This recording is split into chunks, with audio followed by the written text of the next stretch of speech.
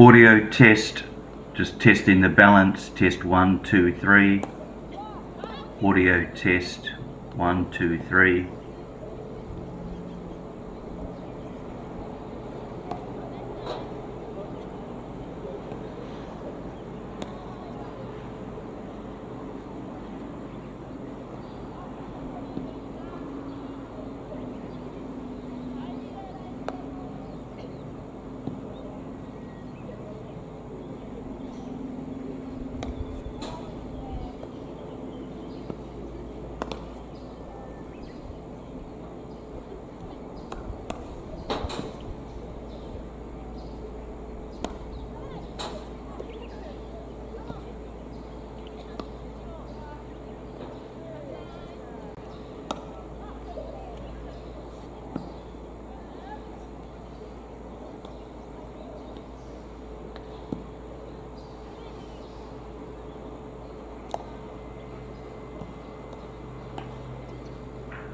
Good morning and welcome to Sano International Cricket Ground. The match today, the Pandas versus the Pelicans, and which is a J-Bash All-Stars match. Pandas have won the toss and elected to bat. Beautiful day here in Sano. Currently around 19 degrees, but expected to get up to around 26 later in the afternoon.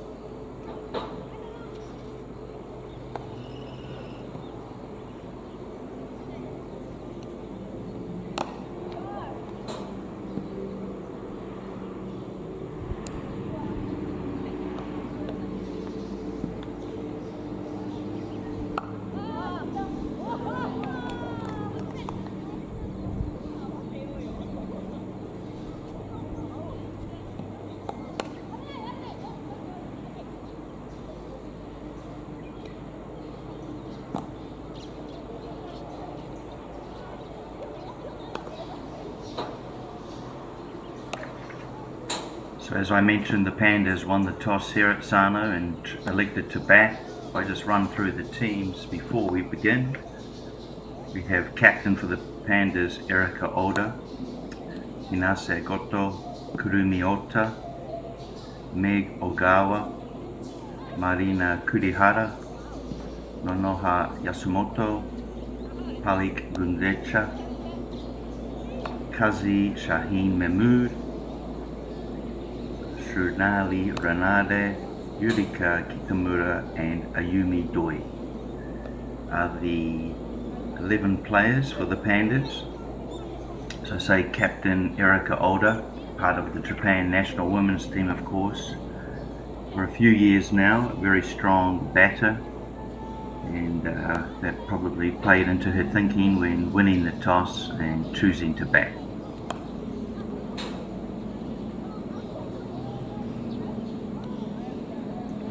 The Pelicans team today with captain Akari Nishimura alongside Ayaka Kaneda, Ayumi Fujikawa, Elena Kusuda Narin, Kyo Fujikawa, Haruna Iwasaki, Ikuho Kakinuma, Rino Morita, Seika Sumi and Manami Hoshi rounds out the team for the Pelicans. I can just sort of talk about what the J-Bash is in Japan. It's almost, this version is called the All-Stars. The J-Bash has been running now since 2019. Last year the winners were the Pandas, who beat the Pelicans by 13 runs.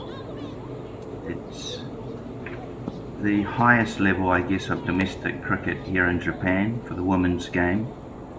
There are 4 or 5 players who are in the international squad for Japan that aren't present. They're based in countries outside, such as Australia and England.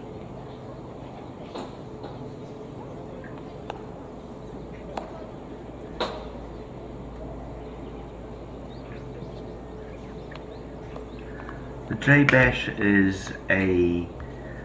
has three different levels to it pretty much here in Japan. There's the J-Bash Social, which is for beginning girls and women of cricket.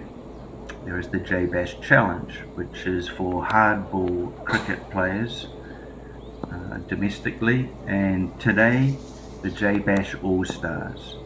This is really, as I mentioned before, for the best domestic women and girl cricketers here in Japan. They come from all parts, mainly Osaka, Tokyo, and here in Sano. There is a couple of levels above this in terms of the women's game for Japan cricket, and that would be the Premier League, what they call the WJPL. It will be held later on.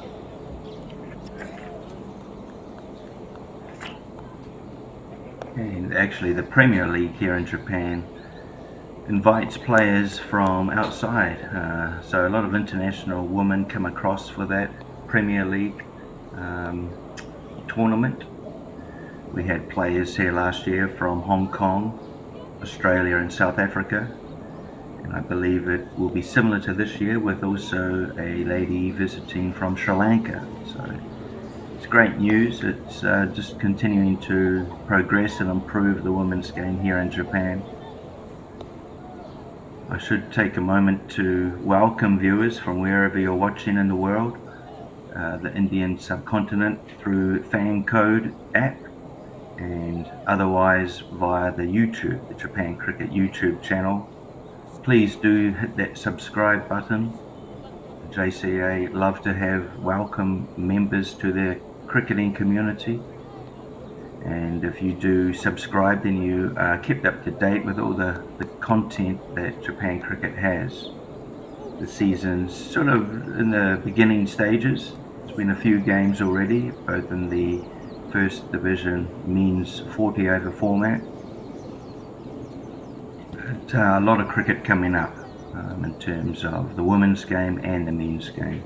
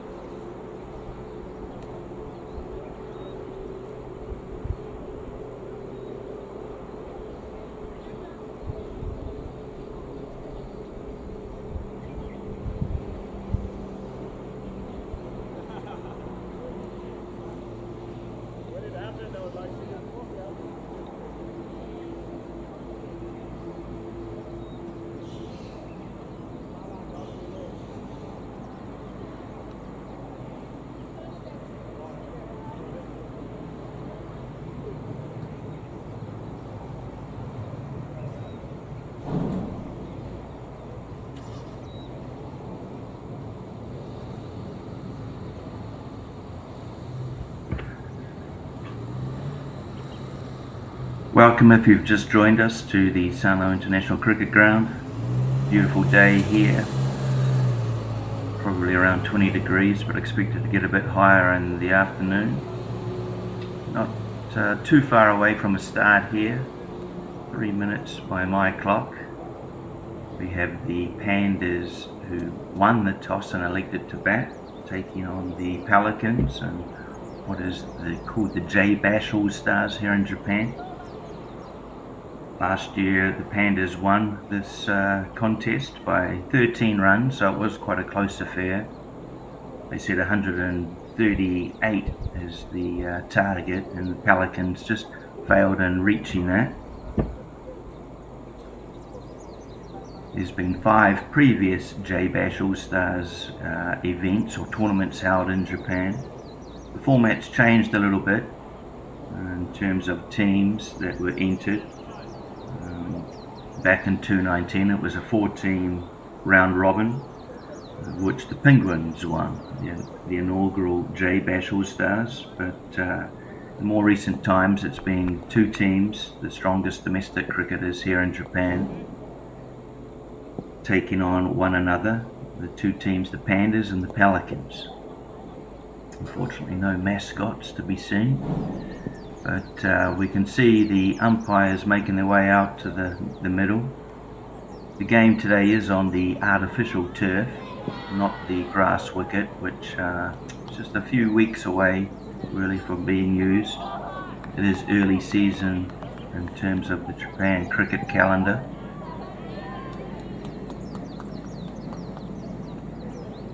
You see the Pelicans making their way onto the field as well, having gone through a quick team talk off camera, a huddle. They'll be wanting to start the game well in terms of their field setup and their bowlers hitting the mark. So what is a par score on this wicket? Well, I think anything over sort of 130, perhaps 130, maybe par. I think if you hit it 140, 150, you're in command of the game. But anything sort of 100 or below, certainly would be subpar on this wicket. The outfield very fast here at Sarno. The ball just races across the grass. There's very little grass coming out of the Japanese winter. This ground did have snow on it probably 3 to 4 times over the year. I don't get a lot of snow in Sarno, but when it does, well, the wicket here obviously it's well covered.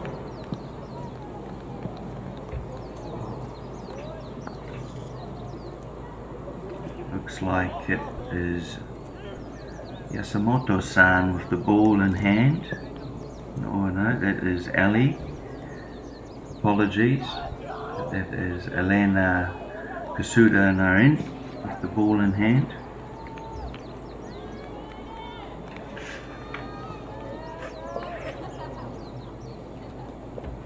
Just checking to make sure the fielders are in place. Everyone is set. The umpire checking what the score is. Game about to get underway here. 10 AM local time. Enjoy the match. Play ball.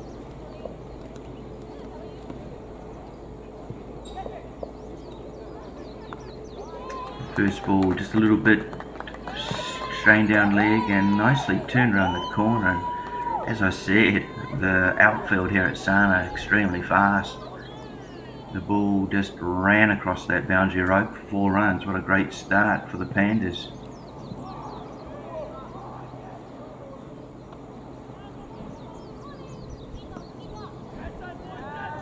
Yeah, just a little bit, just on the first ball of the match. I'm sure Ali will get her radar. Very strong, skilled bowler, and that you can see already there. Even though it was a bit short, she was certainly getting some swing, and that just sort of cramped up the batter.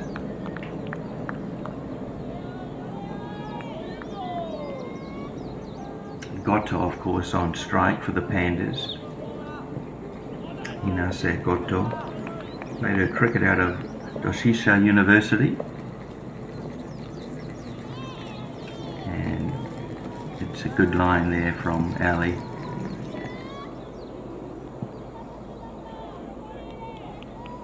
Yeah, perfect day for cricket here. Very little wind, sun is out, it's not too hot for Japan standards, it's a nice cool 20. And this one just cut late, and again cut behind point, and it runs away for 4 runs, and wasn't a bad ball, it was a good shot.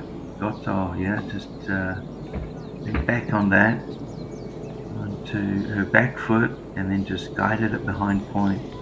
And then, as talked about already, the outfield extremely quick, races away to the stands, 4 runs. Already a good over here for the Pandas. This one, nice line and length, and Goto can just play that for no run.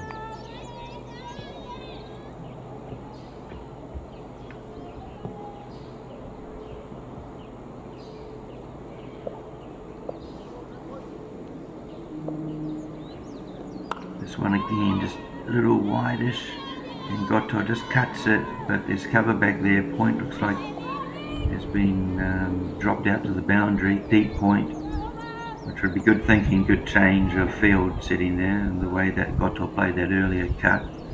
But just the 1 run off it, and a pretty good over for the Pandas. They'll be well happy. 2 boundaries help get them off to a very positive start. Total of 9 runs coming from the over. Sorry, our graphics aren't up on your monitor.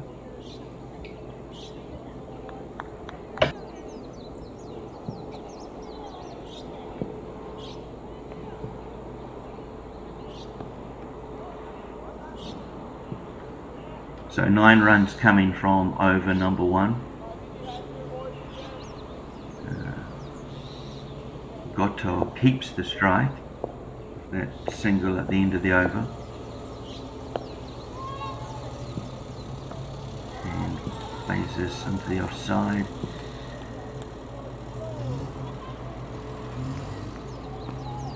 It's almost a sweeper position out there rather than deep point.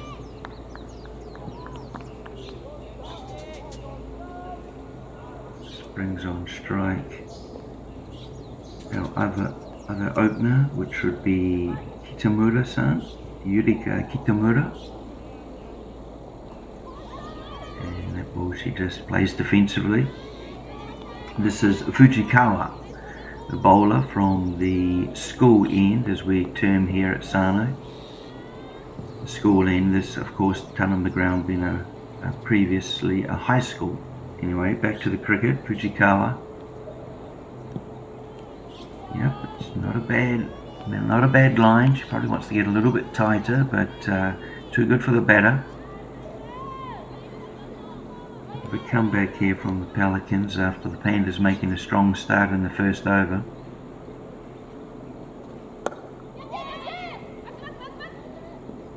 This foolish delivery, and Tamura does well, just hitting over the bowler's head for 2 runs. Good shot. She probably didn't get all of it, but got enough to clear the bowler. No sign of danger. This one she just defends back to the bowler for no run. Pandas move along to 12.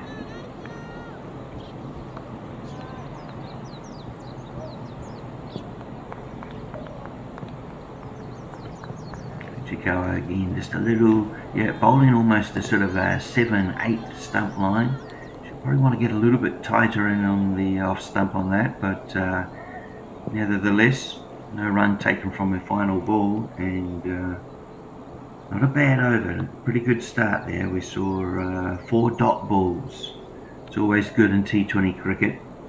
Put pressure on the batting team to play a release shot or a more riskier shot, knowing that 5 dot balls in a row is not good. But just 3 runs coming off the over of Fujikawa.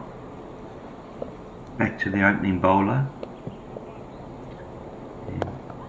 That's a good ball. That's right on middle stump. Nice ball there from Ali Kusuda Naren.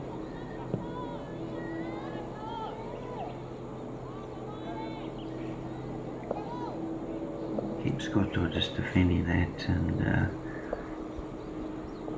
Goto, this one, turns it onto the onside, and deep square comes in to field it, just the one run.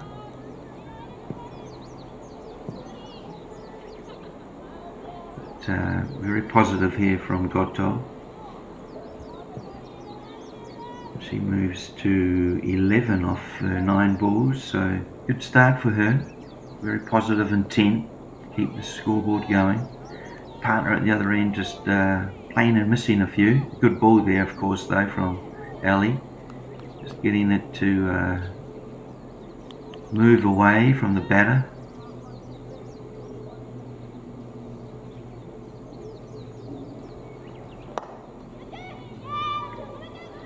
This one, Kitamura does well to get it past the infield.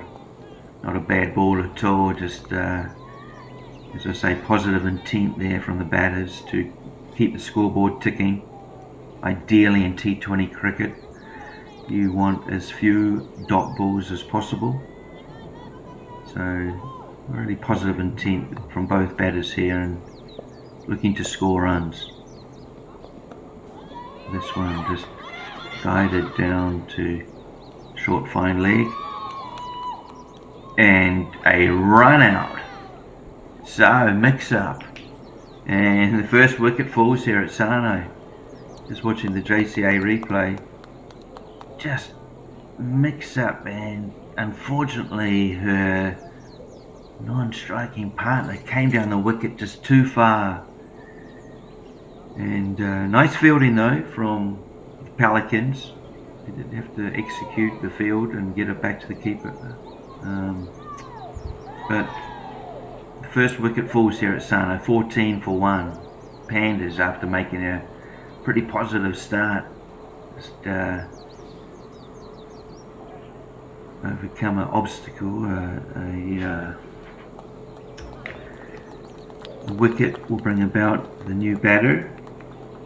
So Goto in the end, run out.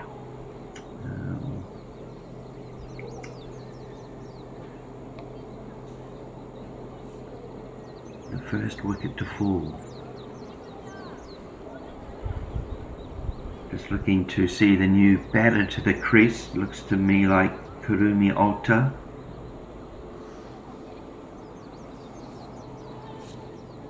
Again, Kurumi plays her cricket from Doshisha University in Osaka.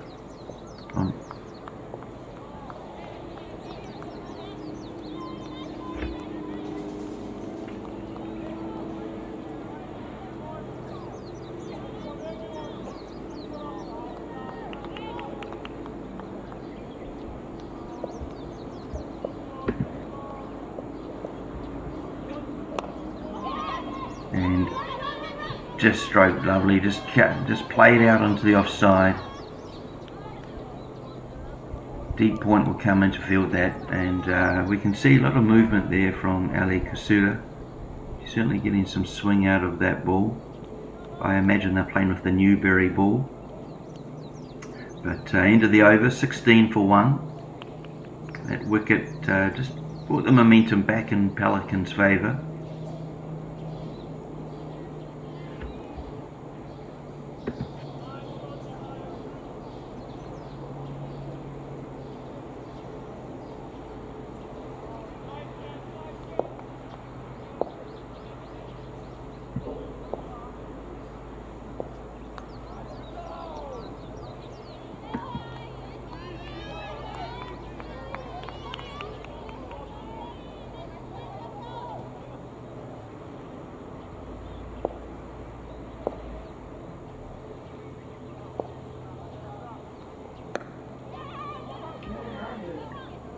So I just turned onto the offside here for a single.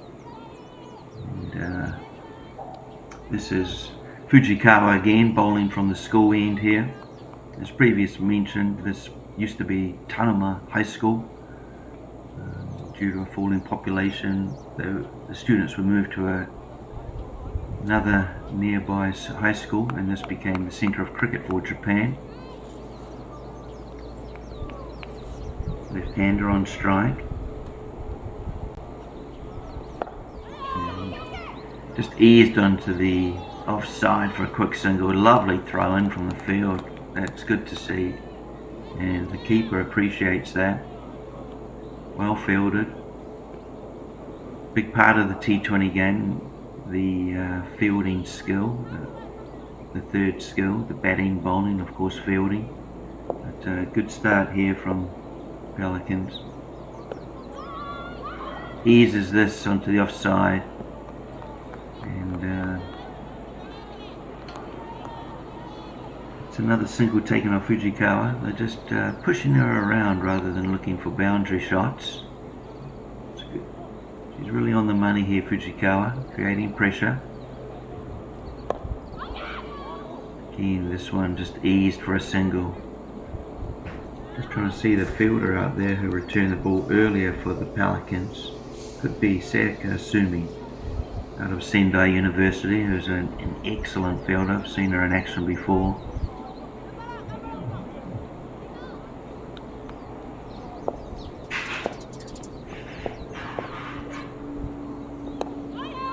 And just defended here to end the over. Another really good one from Fujikawa. She's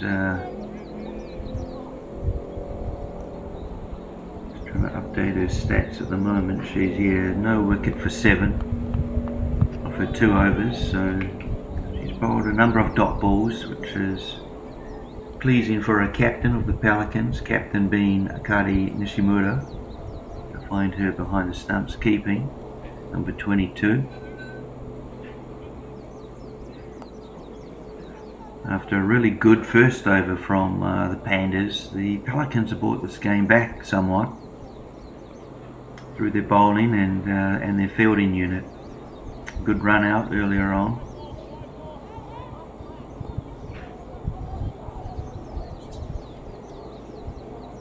I think I originally said the run out was Goto. Of course that was my mistake. It's Kitamura who's run out for 3 of her 7 deliveries.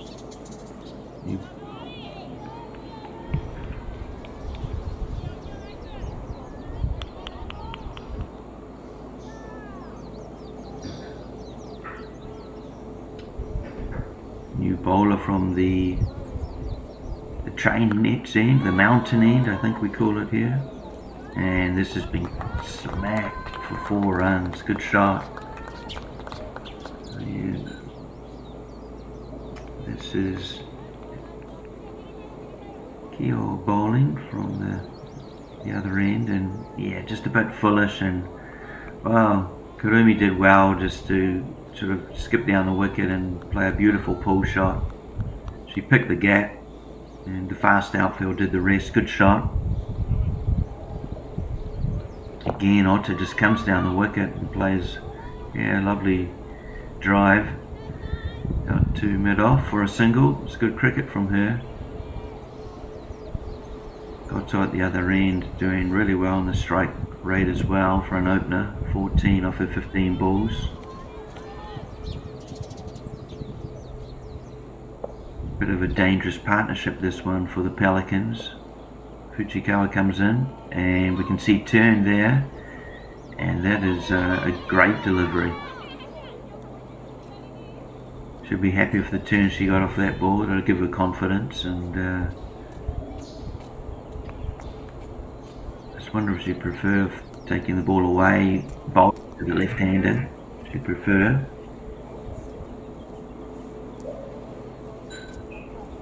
Otta on strike and just cuts us out. The sweep will have to do some work, and that is 4 runs. That's a great shot. Well played. Yeah, just again picking the gap beautifully. If we look at the J Bash replay, she just goes onto her back foot and drives it mid off. Had no chance in order deep point. 4 runs, and going along really well is Kurumi Otta.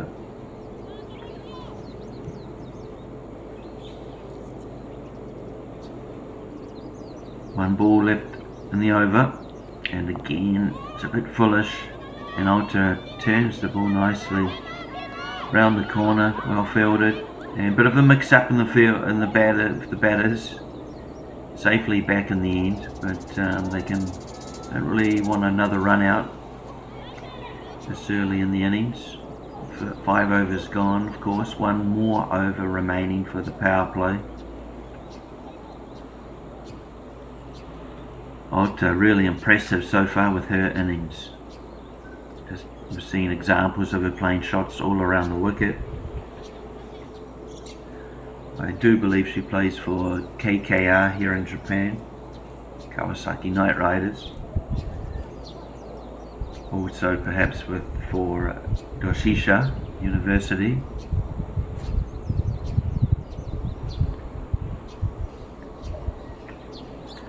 Kurumi was actually the Women's Player of the Year announced last year for 2023.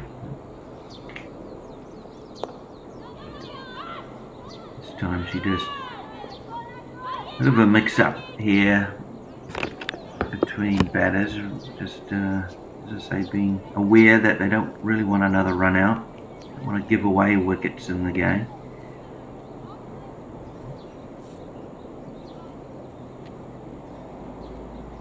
Ota on strike 12 off 8 balls. Kakinuma, the new bowler to the crease, and it's a pretty good line. Shy at the stumps. I think she would have been safe, Goto. She did enough to get down there, but again, good pressure from the Pelicans. They've started well in the field. A crucial part of the game, especially when it comes to catching.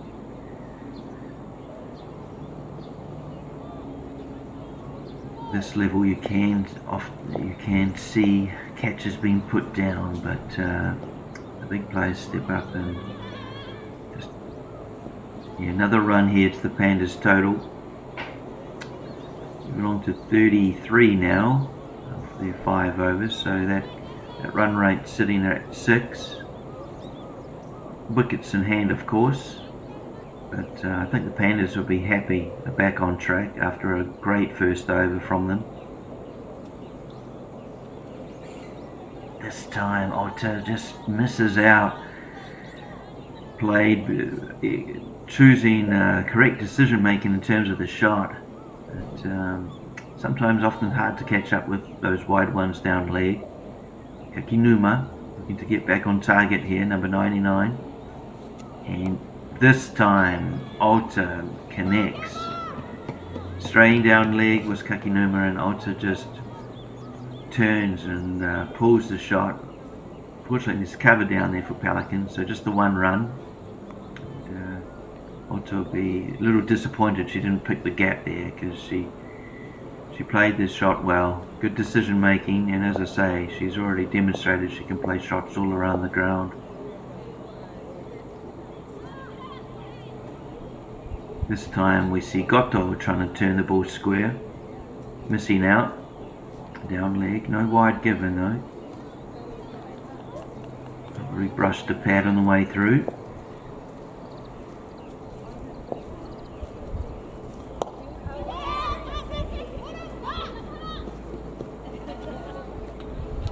Kakinuma delivers a good ball, but Goto just advancing down the wicket, laying a shot, but calling early to her partner. She was running to the danger end as well, but good positive calling from Goto.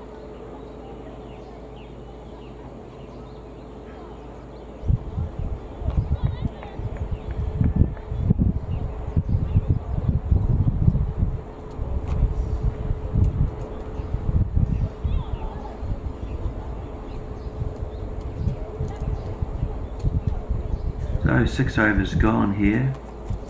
End of the power play, of course.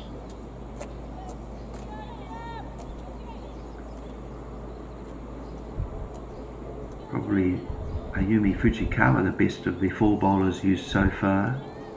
The Pelicans. The figures of just the 7 runs going from it. Quite miserly in this format.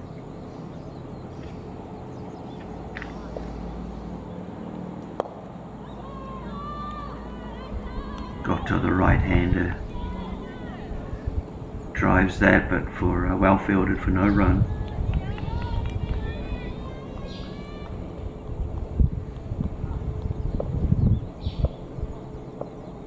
This is Kyo Fujikawa, and that's a great line. Goto again calling early, playing a good drive for a single. I like the intent of her batting, looks busy and looking to score.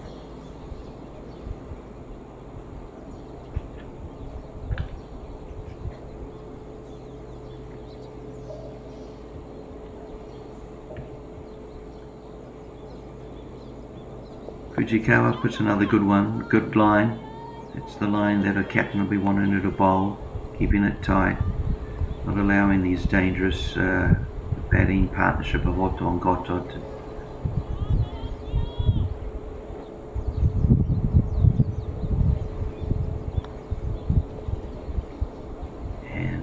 this one a little short, but Otto fails to capitalise, and she walks away from the wicket a little, perhaps disgusted with herself that she didn't take advantage of that short ball. A dot ball though for Fujikawa. Pelicans teammates will be liking that. This one pulled up to square, and well fielded there again. It was Ali Kusuda, who works here in Japan for the Japan Cricket Association in Sano, city about an hour north of Tokyo.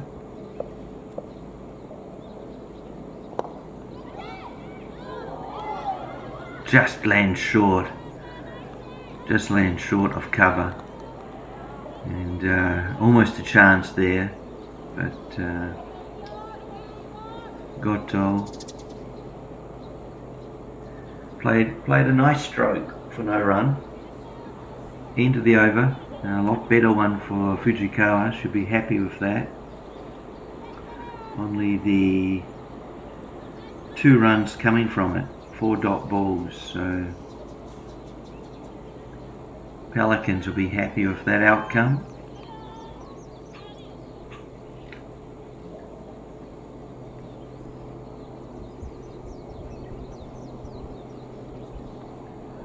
This looks like Kikinuma is back into the action after her first over, only went for the 5 runs, bowling from the school end.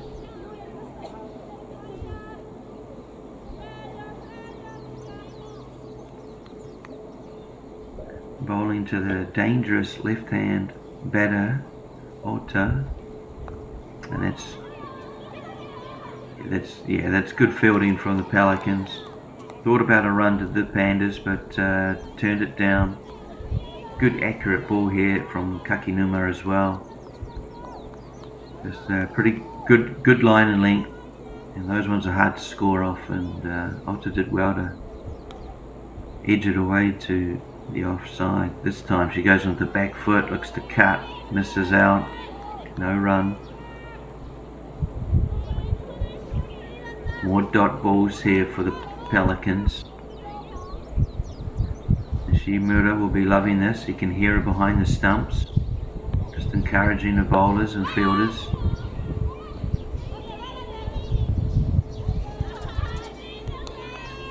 In the end, a comfortable single. Almost a drop and run there from Ota, but certainly striking the ball well, both her and Goto-san. Had a good start here, and as I say, a dangerous partnership is developing. Pelicans will be keen to put an end to it. Turned beautifully, 4 runs. Yeah, in the end it was. Ali Kusuda, you could see running from her position, probably at mid-on, deep mid-on, but what a great shot and quick outfield, and really the fielders had no chance in stopping that. Good shot from Goto. It's been the first boundary for 2-3 overs, so T20 cricket again wide, and it will be called wide by the umpire. Kakinuma just straying a little. she can get back to that line how she started at the beginning of this over. Off stump, fourth stump. She was bowling good lines. Again, back on line, but a bit short and pulled. And down there, deep square, deep mid on.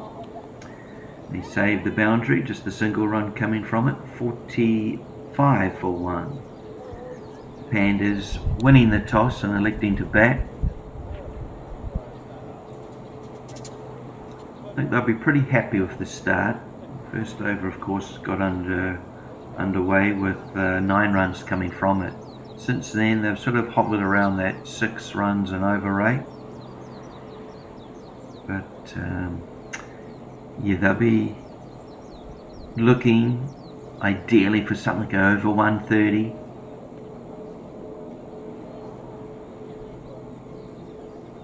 Pandas have, of course, Erica Older to come. Very good batter here in Japan over the past few seasons. Back to live though. Goto turns that round, it comes off the pads, probably called, no, got nothing on it, just called wide. 2 wides with the run.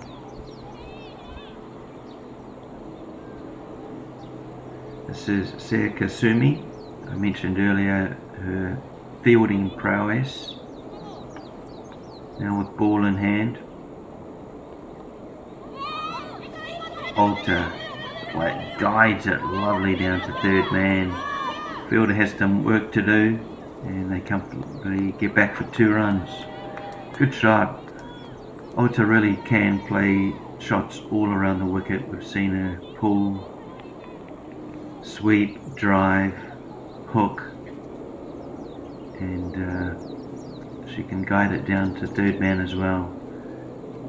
This time she just turns it onto the onside for no run.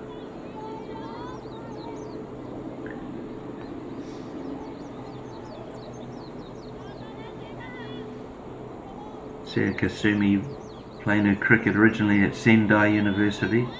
It's a better ball length, nice length there. End line, just sort of cramping Alter. Good encouragement from the keeper, Nishimura. This time just wide, and this will run away for 4 runs. No, not quite. Well done from the fielder. Ran it down. Probably didn't get everything, did Kurumi Alter on that one. Definitely played the right shot though. It was wide, and she played it fine enough to beat the fielder. Just didn't make it to the boundary rope. Pressure here on the bowler, and Alter goes straight. Shot, drives it almost over the bowler's head, but beautiful shot, 4 runs. And she's looking really good at this stage of the game. Don't want to put the commentator's curse on her, but 24 from 22 balls. She's a big wicket here for the Pelicans. And what a ball. Yeah, just a bit of moved off the seam there, did, from Sumi-san's last delivery. Beats Alter through to the keeper. 55 for 1, 9 overs gone. Beautiful day here in Sano. 21 degrees perhaps. Expected to get a bit warmer. Local time is 10:30, just gone past 10:30. Welcome to viewers through Fan Code app in the Indian subcontinent, or if you're watching via YouTube. You're seeing the contest between 2 teams, the Pandas and the Pelicans, the best domestic cricketers here in Japan. A lot of them in the Japan national team, not all of them, some the Japan national women's team, some are based overseas. Full toss, given no ball, and misses out on it. Just Goto makes the correct decision to try and pull or hook, but the ball was rather straight, which made it tougher to do so. So Canada, the new bowler from the school end here, this is Ayaka Canada. I believe she plays her cricket for the Alpha Quashers. Let me know on the live chat if I'm right there or not. Gotot gives us Alpha room, steps out onto the offside to try and pull, but unable to catch up with it. Goes down as a dot. At an easy position for Canada to come in and bowl. These two have been at the wicket now for quite a time, looking to score boundaries. That is an appeal, and just going down leg definitely deserves an appeal. A little disappointing her teammates didn't get up and support her a bit. It was pretty straight, but I agree with the umpire going down leg there. It's a better ball from Canada though. That's where she wants to be against these two, not allowing any room for them to free their arms. Wide and well guided out to deep point. A sweeper position really. Just the one run taken. But Goto doing well to continue to turn the strike over. I've seen her in past games where she's been a little bit guilty of facing too many dots in a row, but not today. She's looked very positive and is just turning the strike over, looking for singles, not always boundary available.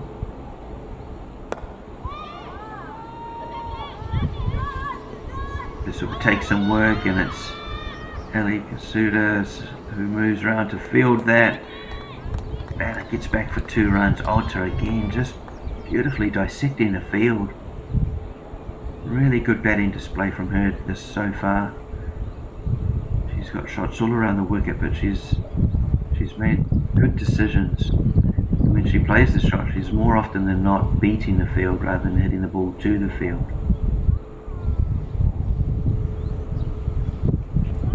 This one, little feet movement and just hanging the bat out there really, and it's probably not one that will go down in her highlights reel in terms of her innings. Not a bad over in terms of runs conceded here from Canada, just the 4 so far, 1 ball remaining. Well, I spoke too soon, didn't I? Just the release of that ball a little too early, and it's been given as a no ball and a free hit signalled by the umpire.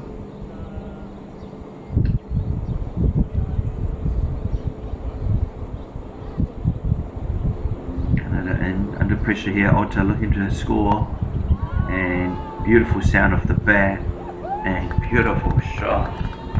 4 runs. Wow, great shot. You could hear it off the bat. She connected sweetly, but again it's the decision on where to play that ball that rewarded her with the 4 runs.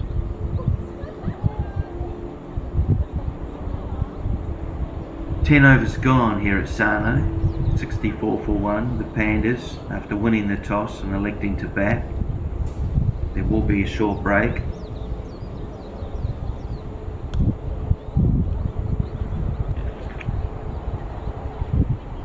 Started well really for the Pandas with 9 runs off the first over, and since then the score's been around 6, be it from a positive start made from Goto, who was later joined after the run out, Kitamura run out for 3 of her 7 balls, and sort of a bit of a mix up. Since then Kurumi Ota has joined Goto-san, and they've combined beautifully. They've both played lovely shots all around the ground. The strike rates are both good. Ota's is 111, Goto-san's 86, both healthy enough. And I imagine that the talk they're having at the moment is, let's really put some pressure on the Pelicans. They have 9 wickets in hand with the Pandas. They have batting talent to come, especially in the form of Erica Older. So I'm sure when they return to play, you'll see Goto Alta really up the ante, go into 5th or 6th gear and really start attacking. I guess the score they'll be aiming for now would creep above 120, 130. They'll be eager to score 140, 150. Of course, the Pelicans will have something to say about that. They'll have their plans in mind, and certainly know fellow players in the domestic game, their strengths and weaknesses, so we'll set fields to combat their strengths and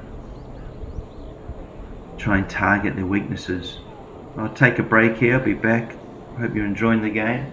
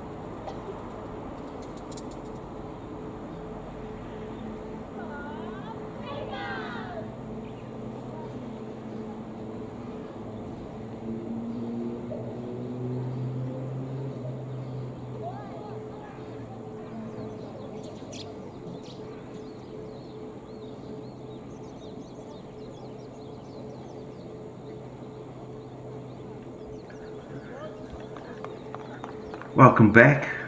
If you've just joined us here at Sano Cricket Ground, we have the J-Bash All-Stars in action. The Pandas versus the Pelicans. Pandas winning the toss, currently 64 for 1, a healthy score. It is a artificial turf they're playing on, so perhaps past score of 130 being, and I think it's a probably fair judgment. It is a fast outfield, however. Grass wicket next to the artificial turf there, just not ready for this fixture, unfortunately.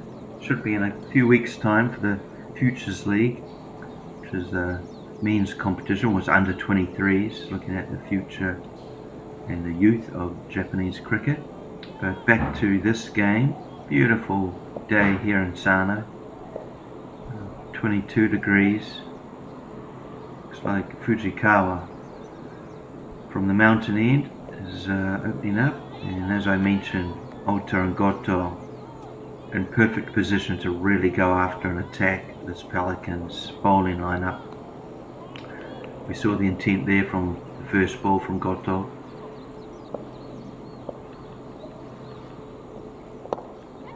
This time she comes down. Was that a missed opportunity?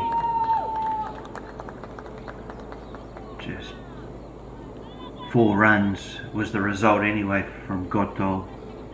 Just sort of skipped down the wicket, regained her balance, perhaps a little bit out of reach there for the fielder for the Pelicans was Haruna Iwasaki, but don't think she was quite able to nab that one. It's probably just out of reach.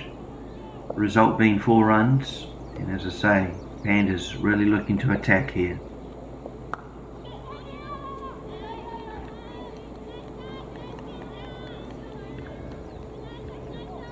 Lots of talk still from the Pelicans in the field. They know the importance of this part of the game. Could turn out to be very dangerous if they let this batting partnership develop. This time Goto down the wicket, inside the thickish edge, and probably rightly so, turned down from her partner Alta. These two are too dangerous to lose their wicket through a run out. Just want to continue batting as they are. This time Goto goes over the covers, over the inner field, but doesn't get all of it. Fielded out there from long on. Did well getting around to that ball, stopping the boundary. 2 runs, however, Pandas, and Goto really going after everything here, coming down the wicket, trying to create pace, power on the ball, attacking Fujikawa. Gets to the lowish full toss. Thinking about a second here, but turned down. The Pelicans fielding unit have been very good today. And, rightly so, turned down. End of the over, 11 gone, 71 for 1. What a perfect position the Pandas are in to really attack the bowling lineup and put a big score on the board and then aim to go and defend it.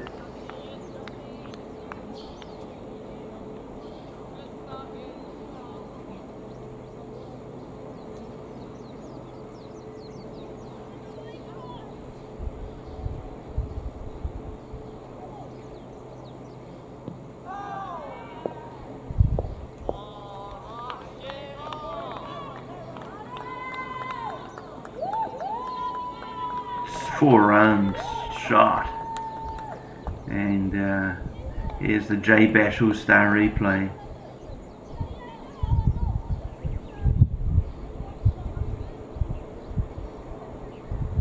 Just turned and played, pull shot, lovely pull shot, square behind square, and fine leg, dissecting both of them.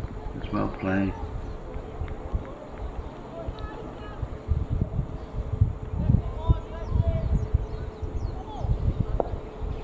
Kakinuma from the school end. This is just pushed into the offside for a simple single, and it's good batting. If you can't score a boundary, look to score 1s or 2s. There's a lot of room on a cricket field to always find a single, whether you're good enough to do it. It's about executing and making good decisions. This time just turns on the outside for another single, another run to the Pandas total, setting what could be an imposing total here. Pelicans dead keen to take a wicket.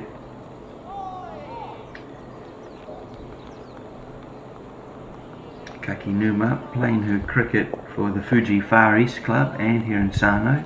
This time just straight a little down leg side and given wide from the umpire. Yeah, Kakinuma, I believe she has a brother who also plays. I could be wrong on that, but plays cricket for the Sano Cricket Club and Fuji Far East Club. Nice easy action, and this time just turned around to a rather squarish fine leg.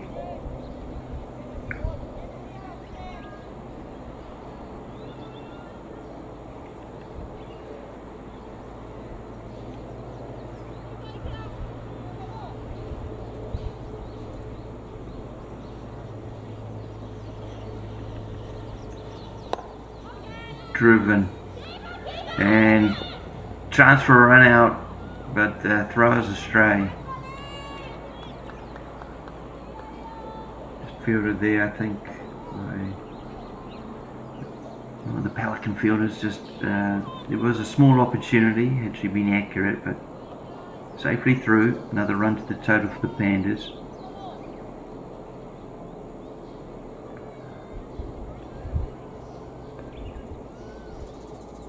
Under a bit of pressure here is Kakinuma, and it's a better line, but again just short enough for the Goto just to turn that onto the onside. Well fielded at square though.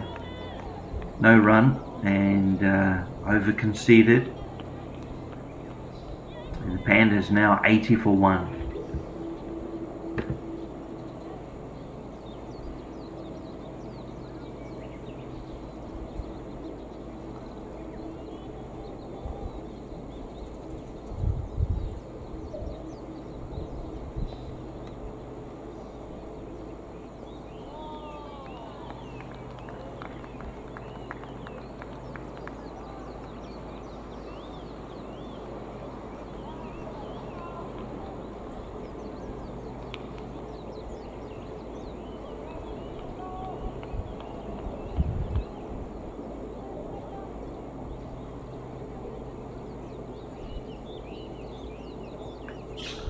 Otter back on strike. Strike rate for her is over 100. 32 off her 29 deliveries, and she'll be looking to attack.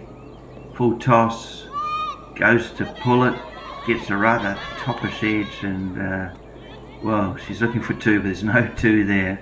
Still 1 run. Uchikawa back from the mountain end.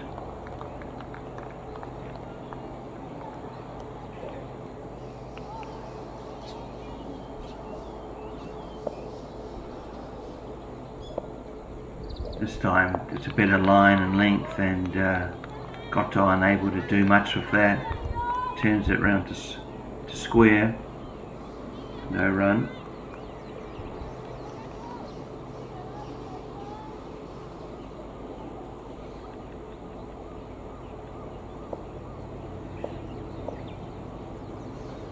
Yeah, not a bad length, but a bit short, and Goto pulls that out to cow corner pretty much. Almost a chip shot. She doesn't put just sort of landed well before the boundary fielder.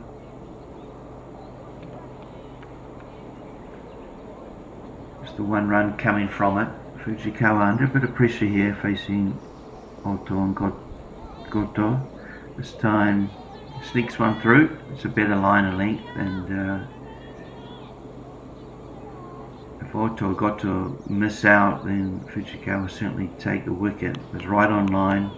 West bowling darts right into the stumps there. This time plenty of loop, well above the batter's eyes, creating a little doubt in terms of the length of the ball landing. But lovely use of the feet from Oto and driving it for a single. Really is a good cricketer from what I've seen, and I can understand why she's won the current Women's Player of the Year. Just looking through some of the stats on batting. I'll have a look at that in a moment. Meanwhile, back here, Goto plays this over the covers. Deep mid off, long has come round to field that, and no opportunity for an overthrow there. I thought for a minute there was an overthrow opportunity, not to be had. End of the over. So Pandas really in a dangerous position here on going on to score a big score. 7 overs remaining, 9 wickets in hand. Looking down the team list, they do have other batting options to come, so I'm sure the message was to certainly attack after that drinks break of 10 overs.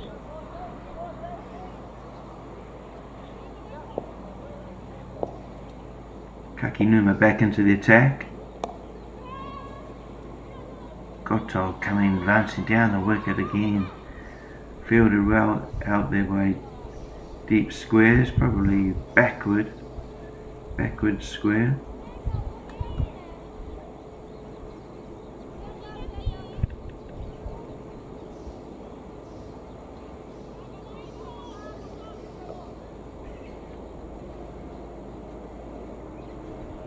Kakinuma from the score end, and Oto looks to advance down the wicket, but then goes onto the back foot, cuts it out to deep point, or sweeper out there for a single. Another single to the total. Goto looking, eyeing up that onside, perhaps looking exactly where the gaps are, where she needs to execute to pick up maximum. Turns it. Does she turn it behind square? Yes, but there is a very squarish fine leg covering that, just for the one run. Brings Alta back on strike.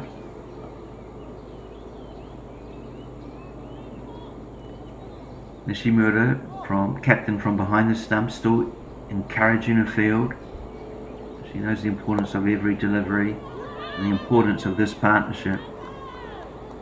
A dot ball like that can just create some pressure and perhaps push Ota or Goto-san into a false shot. They dearly love another wicket here, the Pelicans. Can Kakinuma be that person to deliver it for them? Chance for a catch, but it lands safely. Deep mid wicket comes in to just keep that to a single.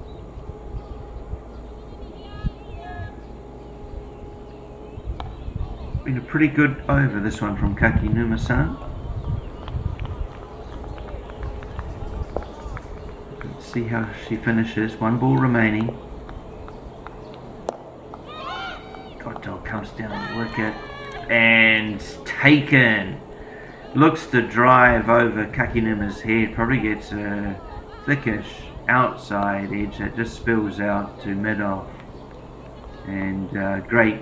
Taken comfortably. I'll just try and check who that fielder was who took that. It looks to me like Sayaka Sumi. As I mentioned earlier, a very good fielder in terms of the women's game, and well, no surprises she took that with ease. The wicket falls and Kakinuma delivers for her team. She's actually bowled her spell of 4 overs, 1 for 25. So her captain and teammates will be thrilled and taking the wicket of Goto-san. Inase Goto batted well for her 41 runs, coming from 44 balls. But it was the partnership alongside Ota that really have Pandas in a strong position going into the final sort of quarter of their innings.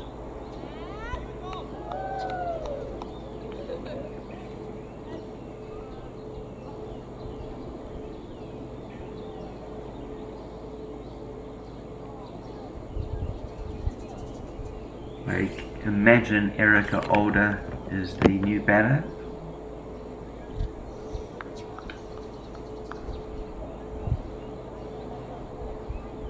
So looking at my cricketing app, it looks like Meg Ogawa. I'll check that for you. Number 29, that is Meg Ogawa. Plays her cricket with the Wyverns Club. Also listed as another club for her is KKR. But Meg also having played for Waseda Women's Cricket Club. And Ota on strike, and after taking the catch,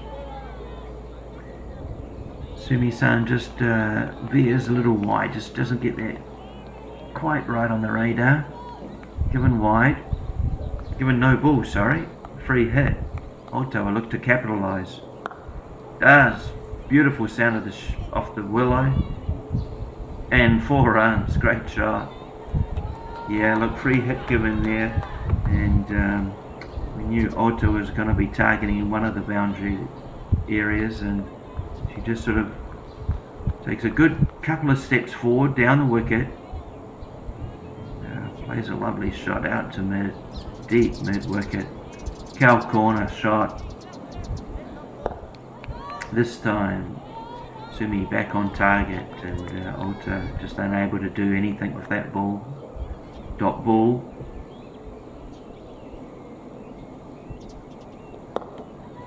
Ota just sort of plays a relaxed shot out mid on. Direct hit from the fielder out there. As I say, Pelicans have been very good in the field. Runs that have come to the Pandas have just been through good execution of shots and placement.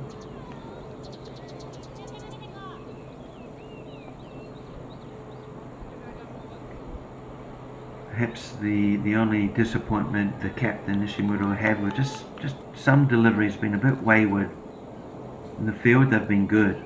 Some of the deliveries just a bit wayward, but on to, no, I was just going to say, no, given as wide by the umpire.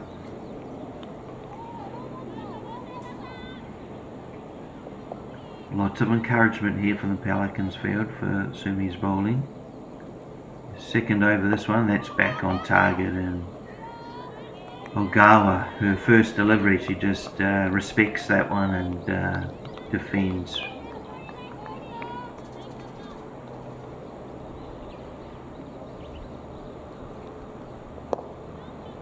Another good line from Sumi, and again, this time a bit of a drive from Ogawa, but no run there, fielded by the bowler.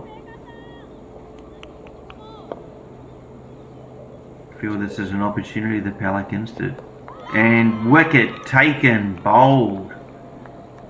Another good delivery aimed in at the pads, and if we look at the J Bash All Stars replay, we see that Ogawa just missed and off the pads onto what looked like off stump and bowled. No need to appeal for that one, although Sumi turned to the bowler and rightly so, the finger went up, the bails everywhere, and another wicket for the Pelicans. Momentum over the last so many 8 balls gone back their way, so important to capitalise on any bit of momentum you get in this game of T20. It can ebb and flow between from over to over, so just looking at the incoming batsman here, Ogawa unfortunately had to leave without scoring, but really they can afford it, the Pandas. They have 5 overs remaining. They had 8 wickets in hand, now 7 wickets in hand, so it's fair enough to take some risks and to try and play each ball for a run. It is Erica Older arriving at the crease. Erica, number 63, plays her cricket for Chiba Sharks and KKR. Perhaps that's in the Women's League, as Chiba Sharks may not have a team in that Women's League.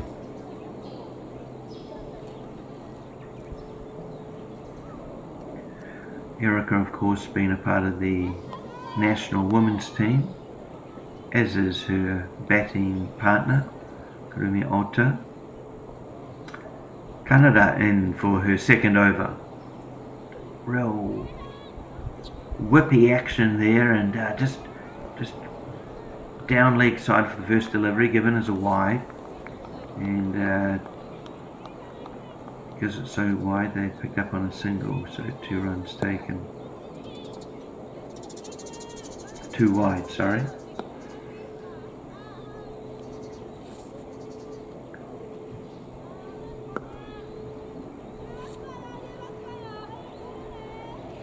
Lots of encouragement coming from behind the stumps to the captain. It's good to hear from Nishimura. I'd like to hear that. Jean up her team, letting them know every ball is an opportunity. And this time Canada just strays down the leg side. So the first one off, down leg, perhaps this next one. This of course brings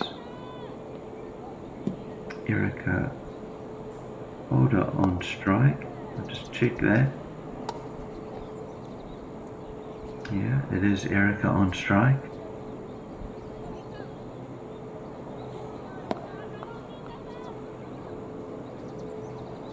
Good time for her to be coming in, 5 overs remaining. She will look to attack. And good ball here from Canada, right on leg stump, honing in, but Alder good enough just to turn that onto the onside for a single. Yeah, dangerous time for the Pelicans for Erica Alder to be coming in. She can hit a long ball, powerful player, and with Alder at the other end, as I say, Pelicans would dearly love both of these players back in the shed. Alder calls Alder through for a quick single. And just relaxed hands, she just guided that down behind point, sorry.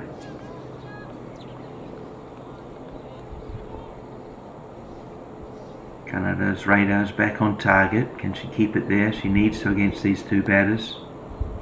Unfortunately, it's just straight down to the leg side again for another wide. The 100 comes up for the Pandas. They move to 101 for 3 after 15 in the 16th over. So we'll be looking to finish this well and run rate, try and push it up to 7 or 8 if possible. This time, again, strain a bit down leg, but Alder unable to flick that off her pads.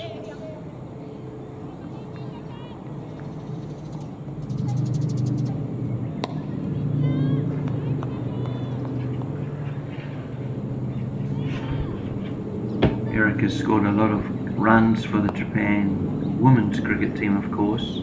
Just looking through some of the statistics I've got in front of me.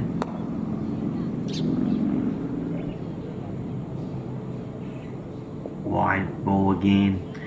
Yes, unfortunately Erica's yet to score an international 50, but she's certainly been close. She's hit a 48 against the Cook Islands, a 46 against China, 46 against Samoa, and a 41 against Hong Kong. So as you can see, she's a key part of the batting lineup for Japan women's team. As I say, a dangerous player here for the Pelicans. A wicket they would dearly love. Skipped out just short.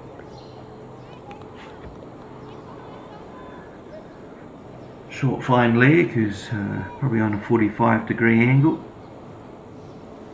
Brings Alder back on strike. Not easy for Canada, bowling to a left and right hand pairing. It's a little bit more difficult. Field also have to be alert and forever changing. Yeah, good early call here from Alder. And picking up on a second run here through an overthrow. First real error I've seen in the field from the Pelicans. In terms of their innings, they've fielded well. And, but yeah, good early call there from Alder. Pretty much hit it straight to mid-off, but was on the move as she hit it and called early. And he had a comfortable run.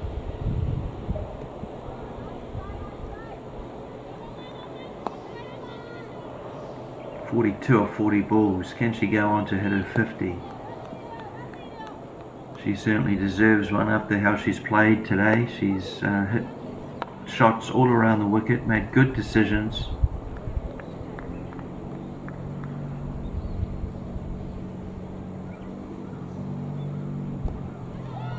Turns this, gets the top edge though, spill out and dropped.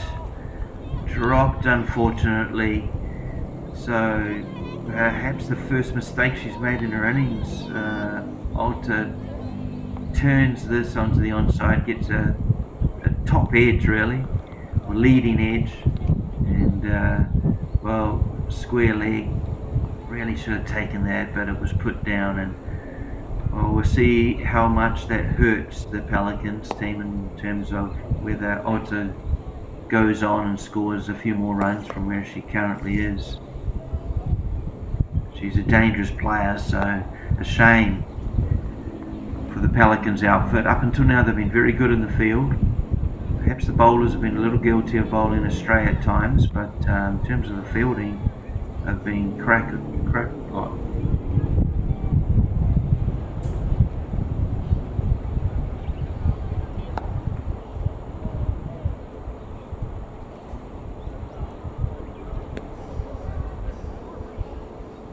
Looks like Fujikawa Yumi is the new bowler, and this just turned for a single.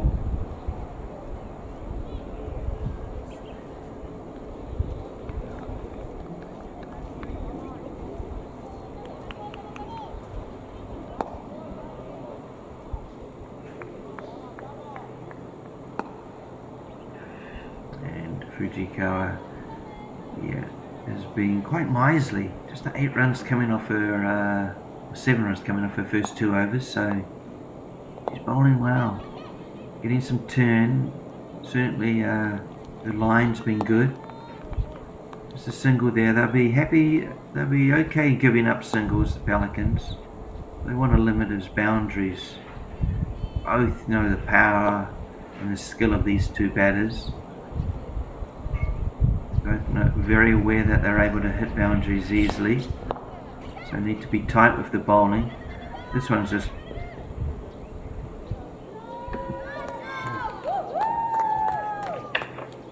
and 4 runs as a result. Shot.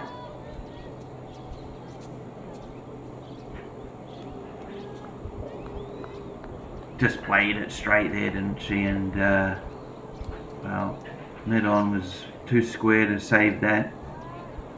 A good shot from Alton, and 50 runs is up. I was just wondering, I heard a lot of support there from the sidelines of her teammates, and that's the reason why. 50, congratulations Kurumi Ota, well batted, fully deserved, and good work there in the field there from the Pelicans. Good sharp fielding, good throw. Fine, and fielding is one of the 3 skills in cricket. It's very strong in Japan, and a lot of players have come from a background in baseball or softball, and both women's and men's. The fielding arms usually very strong. Good shot here, long off, sorry, is coming round to field that. An appeal for a run out, but good communication, good early calls from Ultra and Older. 2 runs taken from it. Older back on strike. And this one, well, the bowler held on to it there for a chance. Thought she had a chance for a run out, but rightfully so held on to it. 50 runs for Kurumi Ota. Well done, congratulations. And I just saw pop up there on the graphics, the strike rate at 113. That's really good in women's cricket, and hopefully she can continue to go on and even get that strike rate higher. Who knows, we have 3 overs remaining, 7 wickets in hand. It'll be nothing but attack from the Pandas batters. Ota on her 51, and Erika Oda just having faced 6 balls, but we know the power and strength she brings to the game.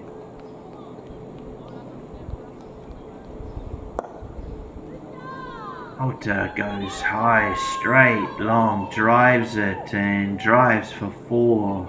Wow, shot, 4 runs.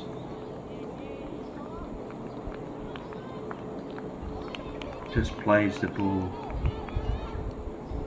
straight, clears mid off, and the ball's just going to race away on this fast outfield. Good shot. She's going to be really dangerous these remaining 3 overs. Pelicans will be keen to see her return to the shed. This time she just pushes for 1. There'll be an opportunity for 2, which they pass through to take.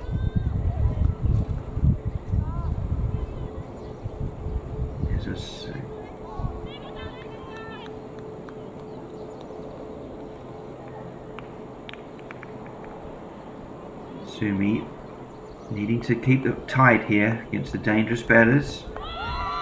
Appeal given, edged through to the keeper. Well caught from Nishimura. And just a feather really. Not much of a noise off the bat, but very confident appeal from keeper and bowler alike, and easy decision for the umpire, who must have heard it as well.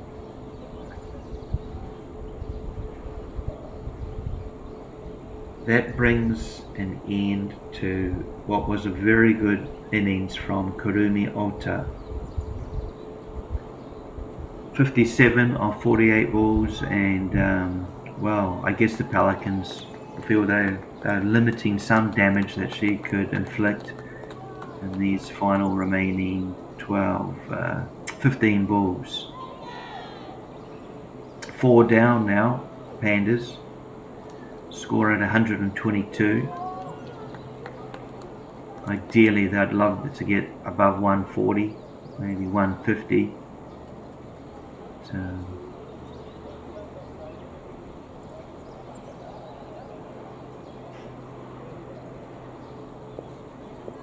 just checking on the new batter to the crease.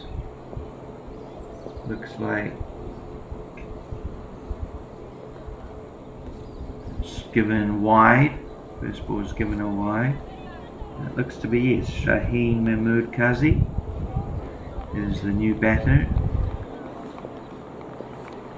I believe she plays her cricket for KKR, Kawasaki Knight Riders. So this one looks to turn on side and kindly returns the ball to the bowler.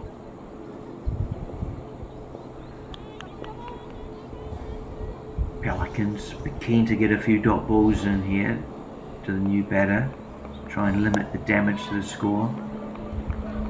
And this one defended. Yeah, fabulous innings from Ota-san. She really did play a great, give a good contribution to her team. Another dot ball here from Nishimura, and wow, what a great start for her. 1 for 1 off her first over, and that one given being a wide, so no runs off the bat yet from her bowling. Sorry, that I'm saying that's Sumi.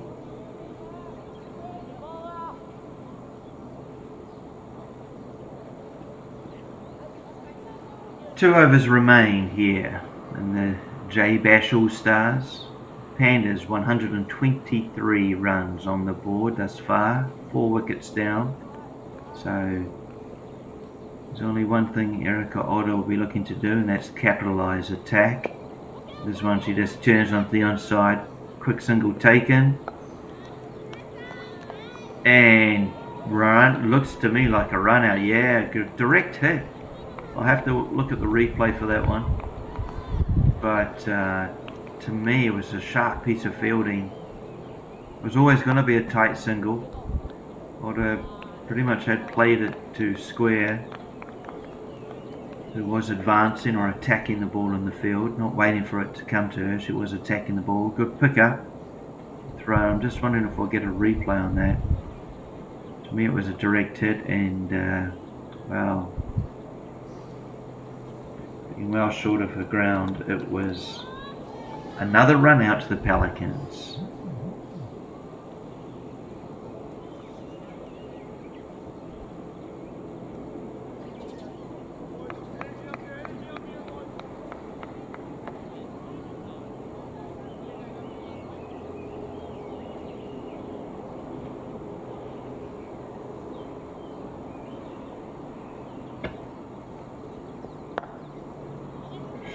So new batter on strike, just pause it for single taken. I believe Canada, perhaps Ayaka Canada inflicted that run out that we just saw previously. Erika Oda turns the ball, and another appeal for a run out. As I say, good fielding here from Pelicans. Only the one error I can think of in the field in terms, sorry, 2 errors, 1 drop catch and 1 overthrow. Otherwise they've been pretty sharp all day.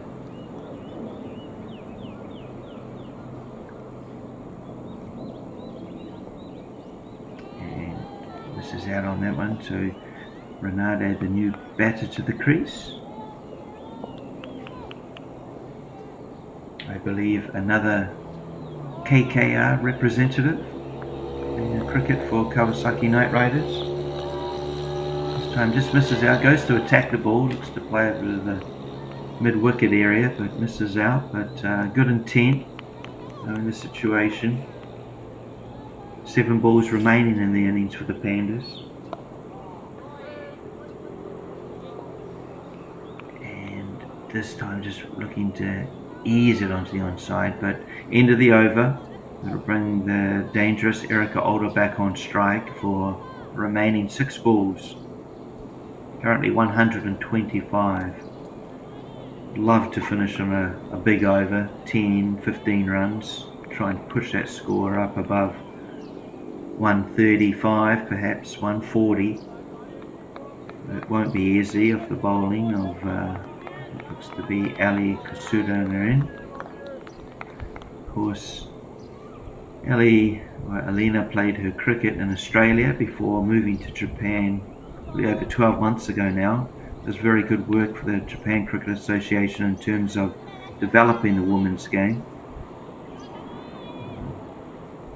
Anyway, she's been given the death over to bowl, the final over here for the Pandas. And Older attacks. Nothing wrong off the ball. It's just the strength and power of Erica Older to turn a straight delivery into 6 runs. Looking at the replay here.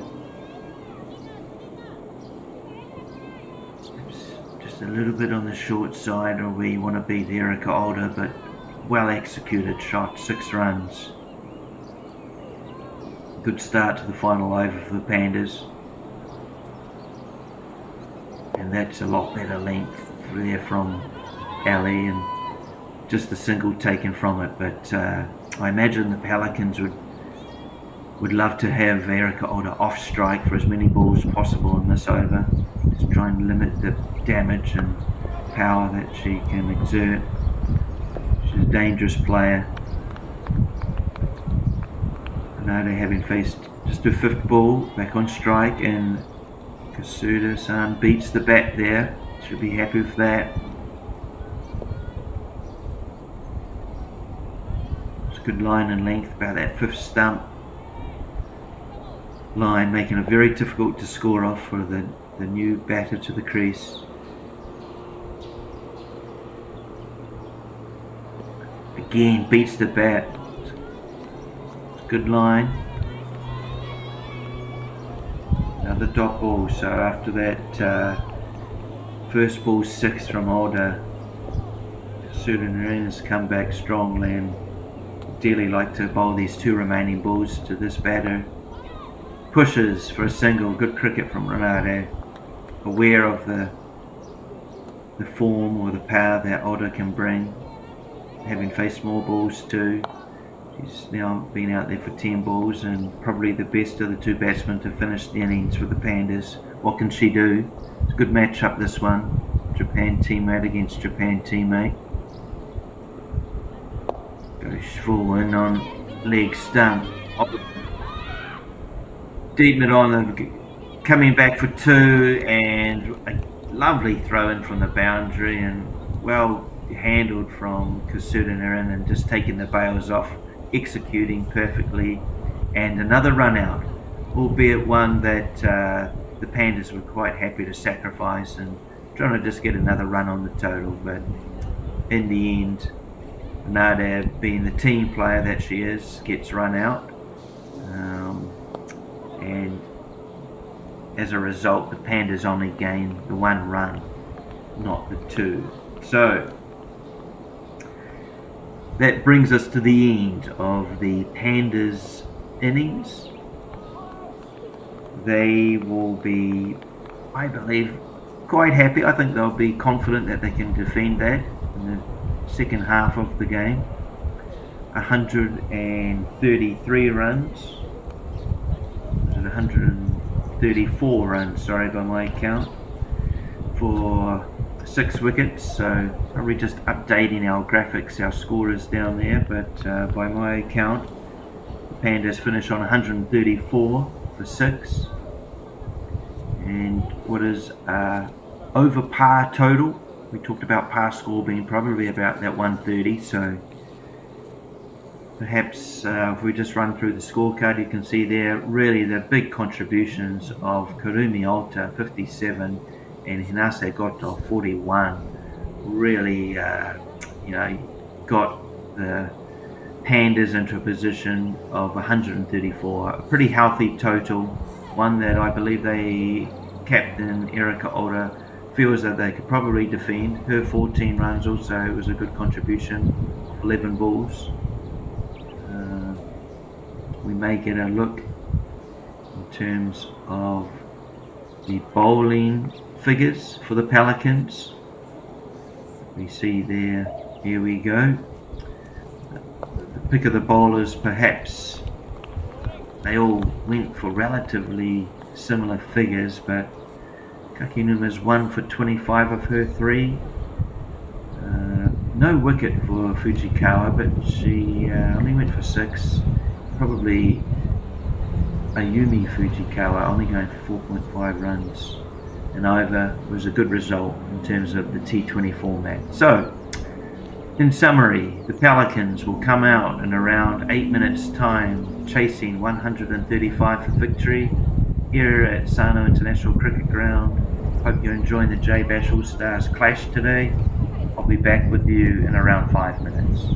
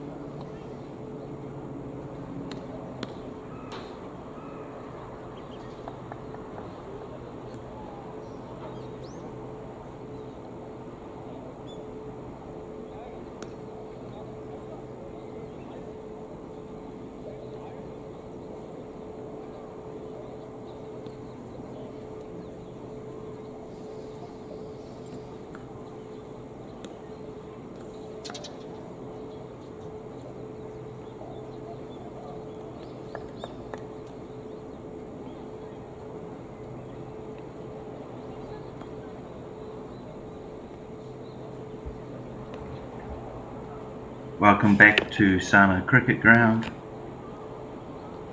The match fixture today, the Pelicans versus the Pandas. It is the J-Bash All-Stars.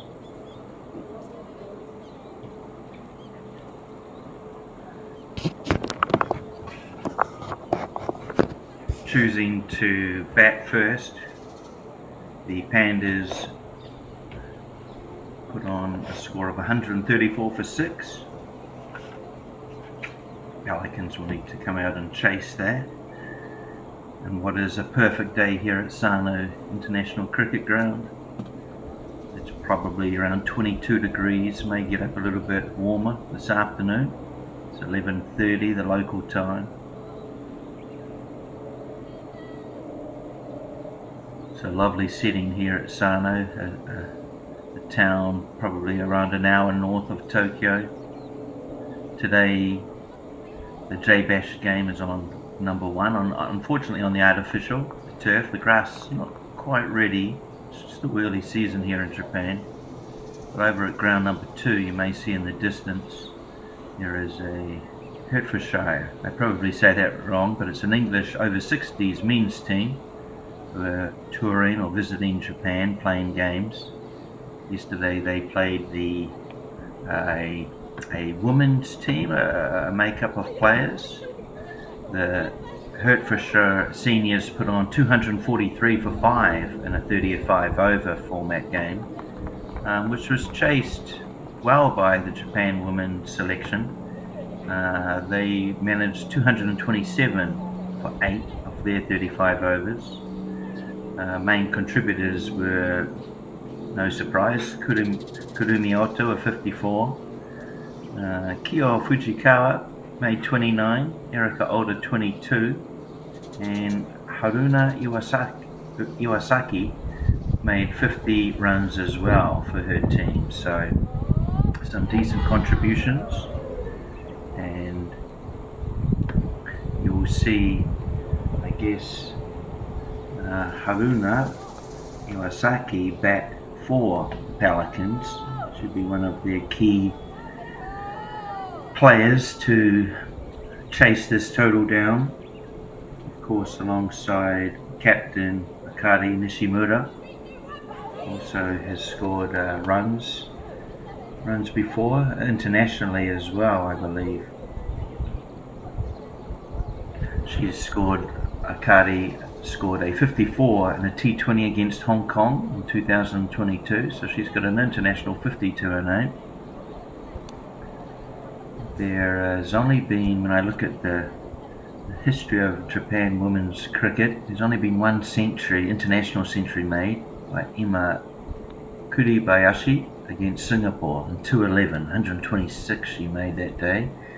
But there have been 13 50s scored, and a few by our current Japanese women's squad. Mai Yanagida, 64 not out against Oman. Akari Kitayama, she scored a 63 against Samoa, and Akari Nishimura, her 54 as I mentioned, against Hong Kong.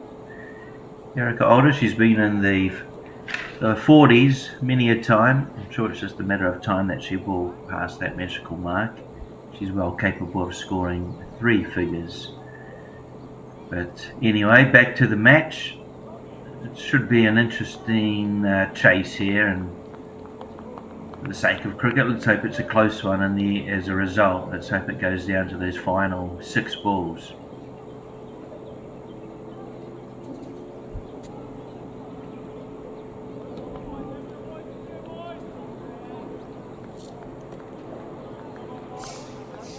Looks like it's Kurumi Oto to bowl from the school end.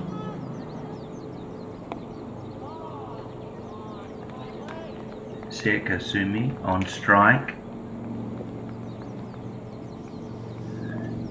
Pandas started well with 9 off their first over. Let's see how the Pelicans go.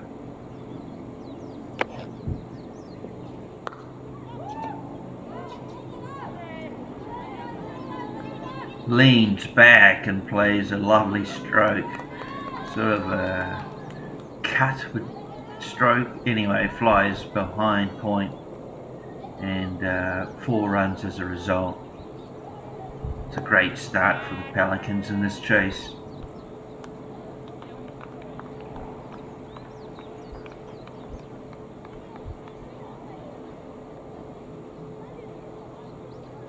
Four runs off the first ball, not a bad way to start.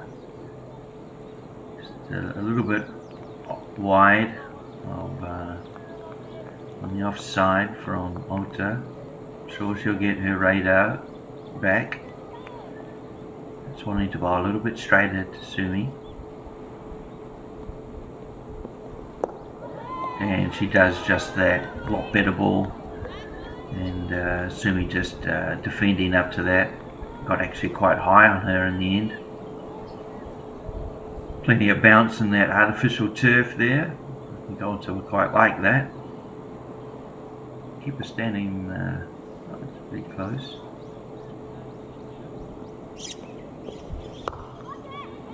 And a nice sound off the bat for no run. Just played solidly into the covers, well fielded. Very good flat outfield here at Sano though. Good international standards in terms of the field, smoothness and layout.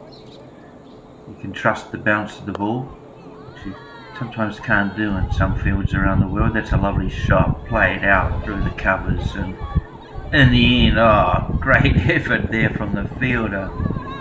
Dives to save it or flick the ball in, and I believe she has done so. That's a great save. In doing so though, she collided with the defence reel of the boundary marker, which hopefully hasn't done any injury to her. A little comical perhaps, but does well for a team in saving 4 runs.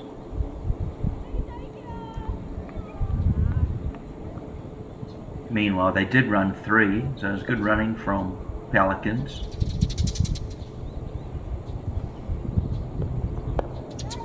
And a good finish from Ota. Sorry, one remaining, but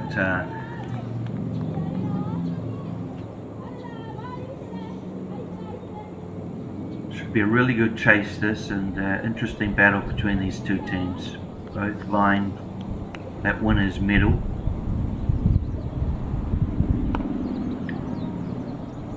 So playing spots, I guess, of the Japan squad up for grabs. If you put in a good performance here, show what you're capable of doing in a big match situation, you put your name forward on terms of being looked at for the Japanese women's squad. Over comes to an end, 7 coming from it. One lovely boundary in that, 7 runs. Game on here at Sano.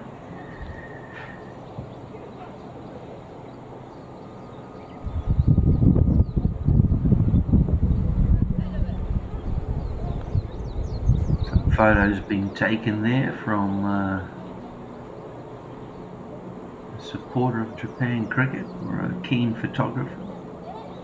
This looks to me like Meg Ogawa has the ball in hand, just marking out her spot.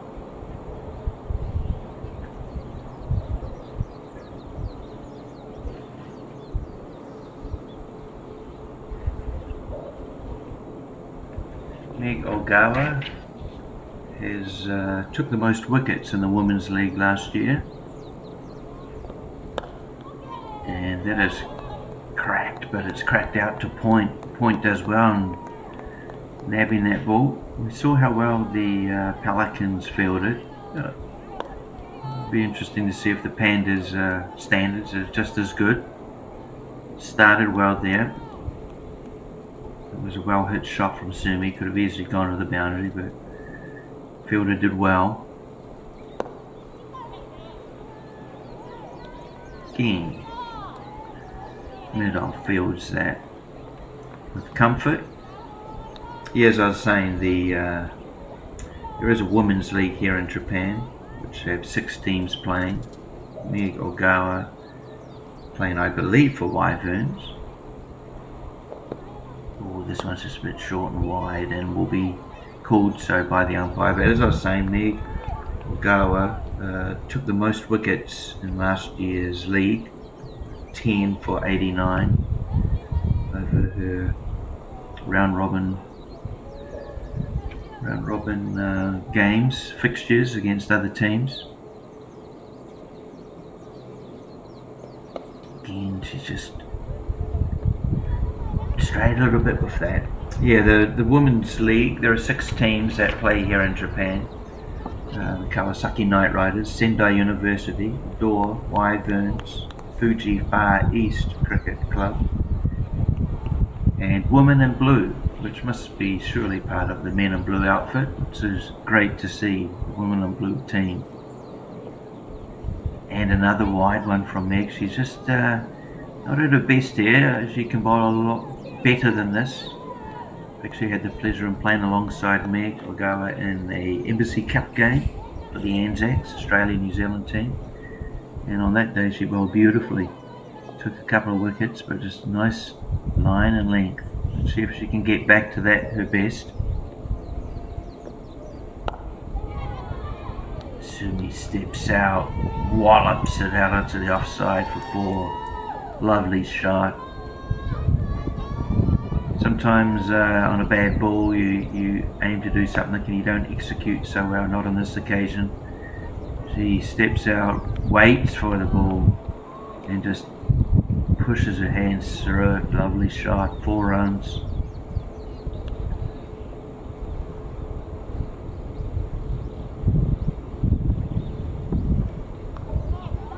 And turned this time, turned nicely, timed.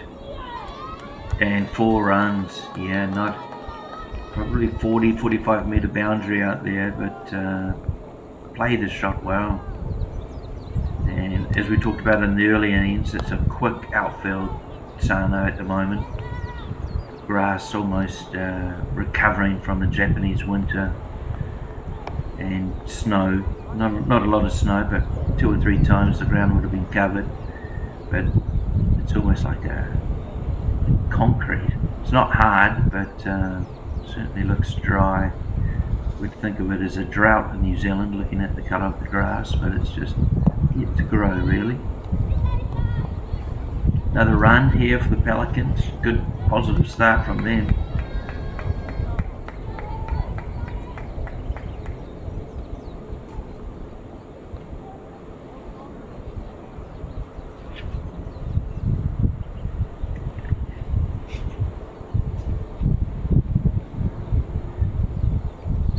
Sumi's made a wonderful start, 16 off her 10.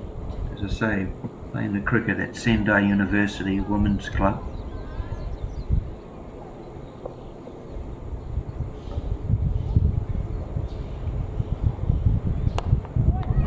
Could be a chance here. Cover coming round, taken, dropped, down, and perhaps one that should have been taken. Meg Ogawa perhaps deserved a wicket off her final ball. Not to be, however. It's probably the first mistake we've seen there from Pandas in the field. As I mentioned earlier, the Pelicans were what I thought were very good. I think the first mistake only came in about the 15th over, which was an overthrow, which happens when you're attacking the stumps in the field. Sometimes can happen. But just a 1 drop catch from their outfit. So Pandas, can they be as well driven, or can they perform as well as the Pelicans did in their fielding?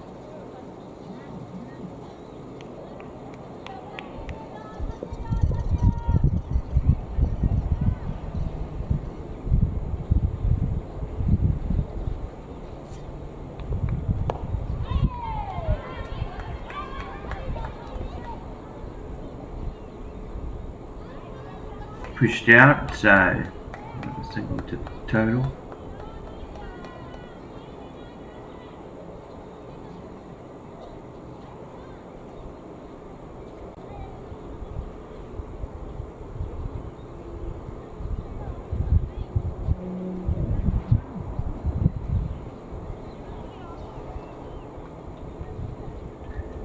Kurumi Ota from the school end, looking to put things back in favour of the Pandas with some dot balls, pressure, or perhaps a wicket. Not this time. 4 runs, yeah, quick outfield, boom. Didn't look as if she had to put much power onto it, it was just more timing and execution of the shot. Let's have a look. Yeah, a bit wise, but yeah, no, great shot. Sent the offside fielders running, all 3 of them. Pelicans, what a great start this is. 2.2 overs, 25 runs on the board. Run rate 10. Pandas really need to pull this back. Power play's hurting them at the moment. This time, positive intent from Semi. Can't really do much with what it was a good delivery. Just in the end pushes it and calls a partner through for a single.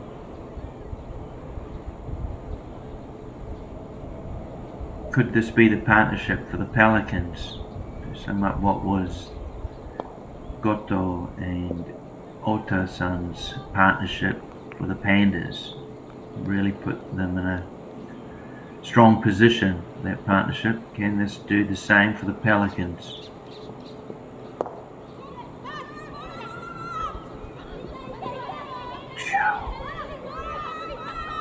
Perhaps they drop there. I'm just trying to see if we get a replay on that. But, maybe an opportunity there for Ota. In the end they get through to 2 runs. It was Iwasaki's shot. And Haruna Iwasaki, again, I believe plays cricket for Sendai University and the Fuji Far East Club. I guess Sendai University have a team in that women's league, which would be important to be part of. Playing as many fixtures of cricket as possible for your club. Masaki back on strike. This time she just defends that out into the offside. Cover comes around, picks it up. No run.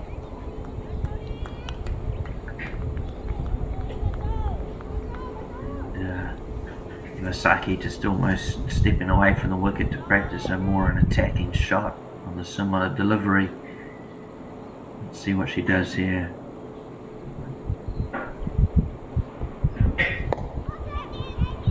Pushes out onto the offside.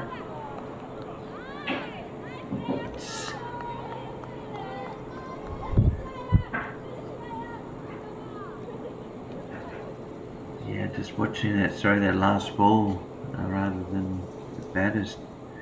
But in the end they choose not to take the single. And apart from the 4 runs, it was a pretty good over from Ota. 28 without loss, 3 overs gone, halfway through the power play. Pretty good position.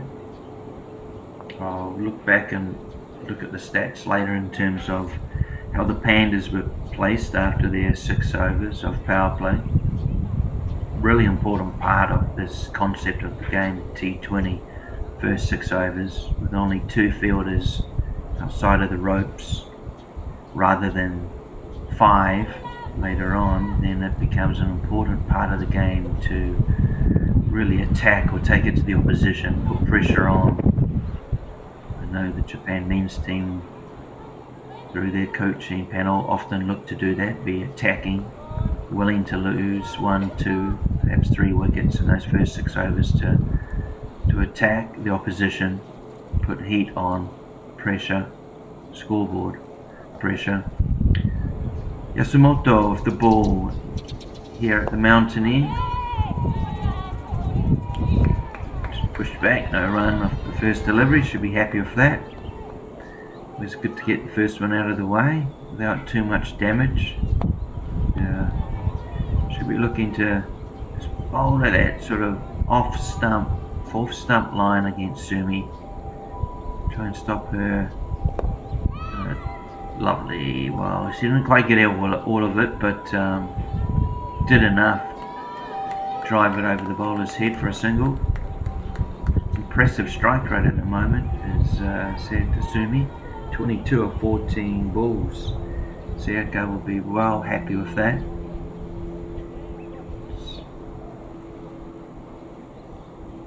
Her partner, Masaki, looks to be an attacking batter as well. Just looking at her stance, hands high.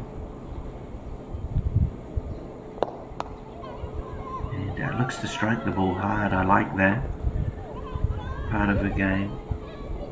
Looking for an overthrow here, and in the end, scampering through for one. So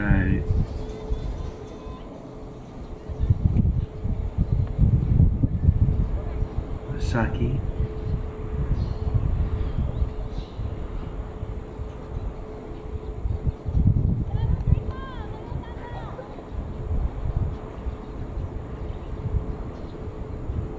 To the left armour, seam up, and bowling to a pretty strong offside field. Point, cover and extra cover. That's the line she's looking to bowl, just sort of outside off and on good length. Batsman's real opportunities to drive through the covers, but hopefully fielders are there to stop that and minimise the damage. They need to pull this game a bit back in their favour, do Pandas. From 35 at the moment, it's not looking like enough. Again, bowling to her field beautifully, well done Yasumoto, and no run there, another dot. Pulling this game's momentum back in favour of the Pelicans. Sorry, the Pandas. Pelicans off to a boomer of a start. We're going at 10 and over. It's dropped now, just under that 8 level.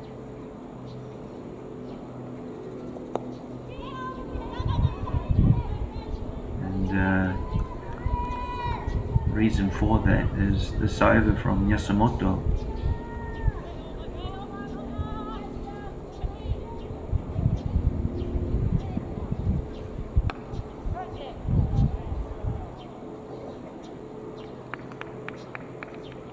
Good over in the end, 2 runs from it.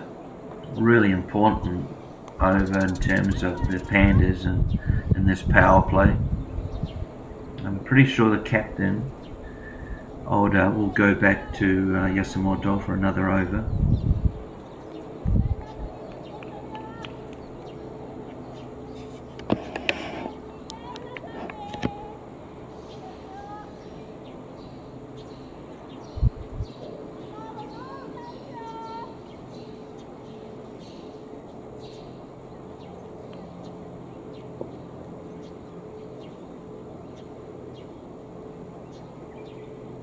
Right arm bowler onto the bit of a net, bit edgy. Started a good line there, did Shaheen Mahmood Kazi. Shaheen started, good line. And, the captain will be happy if she bowls that line and length. Brings Sumi back on strike.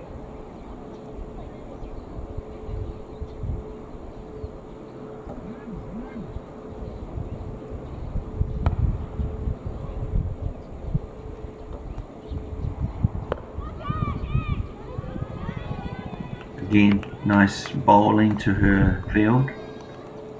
She has almost a gully, point, extra cover, mid off. So she's looking to bowl just outside off on a good length. She'll make it tough for the batter to score runs. Trying to spot the 2 fielders outside of the 30-yard circle.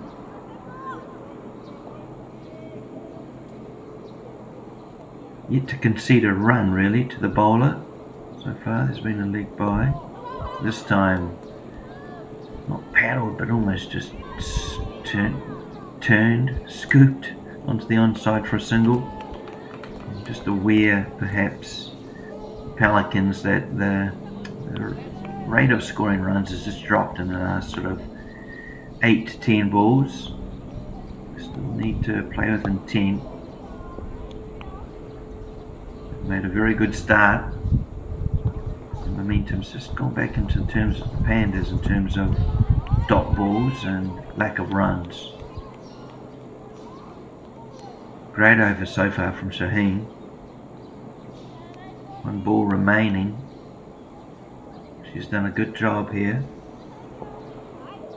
Out of KKR, Kawasaki Knight Riders, I believe based in Tokyo. And another dot ball, well bowled. What a great first up over. Captain Older will be happy to see that.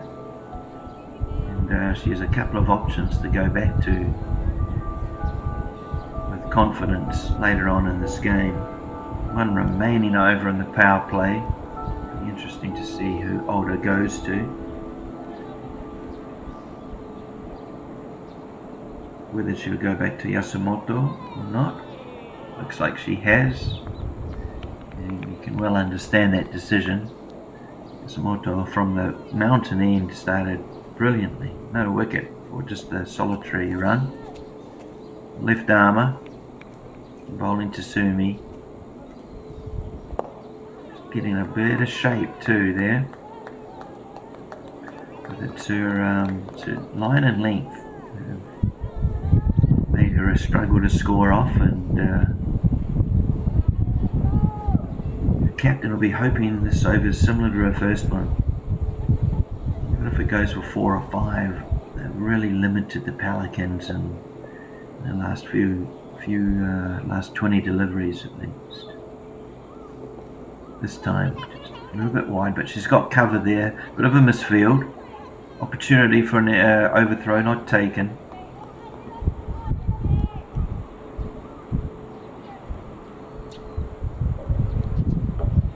Yeah, Yasumoto looks like she's got a nice, easy action.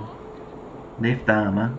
Always difficult for a right arm batsman, and it may not often face left armers. Comes from a different angle.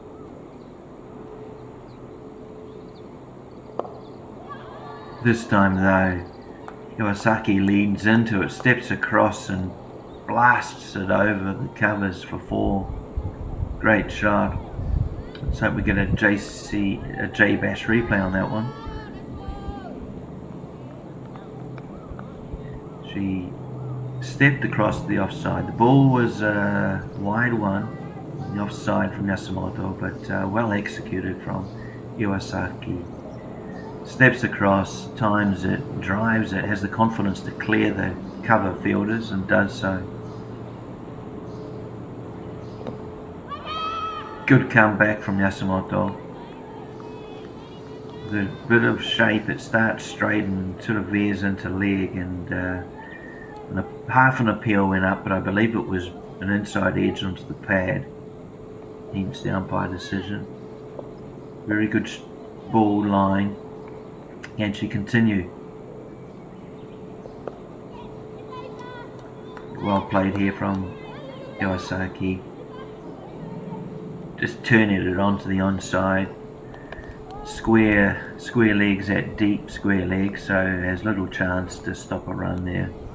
Simple single, low risk shot for Iwasaki, and as I say, this partnership is it the equivalent of what we saw from the Pandas. Is this a key partnership here for the Pelicans? Sumi and Iwasaki-san going along nicely. Wide ball, leaves it alone. And end of the over. 38 without loss. 6 overs gone, meaning the power play is now finished.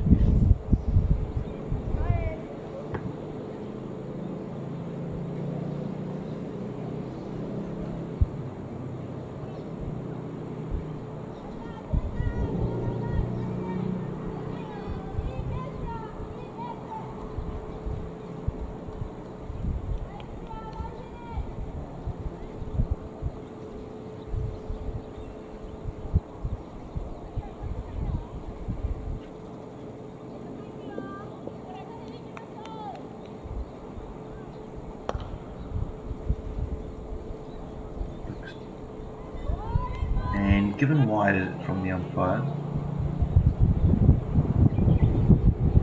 This looks to be Shaheen. Made a very good start in the first over, only just going for the 1 run. Back bowling from the school end here at Sano. Respect shown there by Iwasaki, not too sure what to do with that ball, whether to turn it on the onside. It's sort of straightened somewhat, so might be getting some shape out there, Shaheen.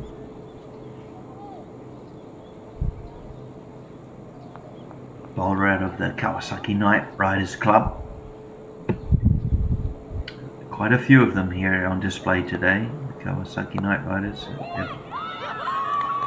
Caught beautifully. Point. Jeez, it flew that far, going almost what looked to be a defensive shot, but I'm sure we'll get a replay up. But yeah, shaping away.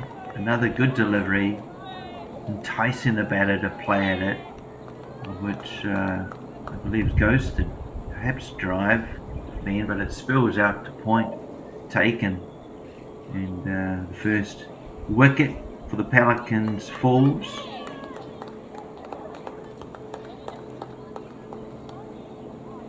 It was Iwasaki out caught by Yasumoto-san, I believe, and yeah, good catch at point, important position. Perhaps often your best fielders get put into the point for that reason, often in the game, in the action. But well held, and first wicket falls, and probably deservingly so for Shaheen Kazi. 1 for 2 of her 8 deliveries so far, so a brilliant start for her and the Pandas.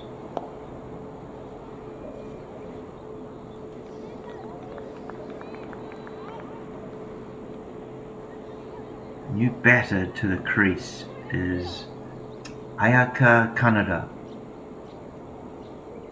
Interesting setup, which you'll probably note.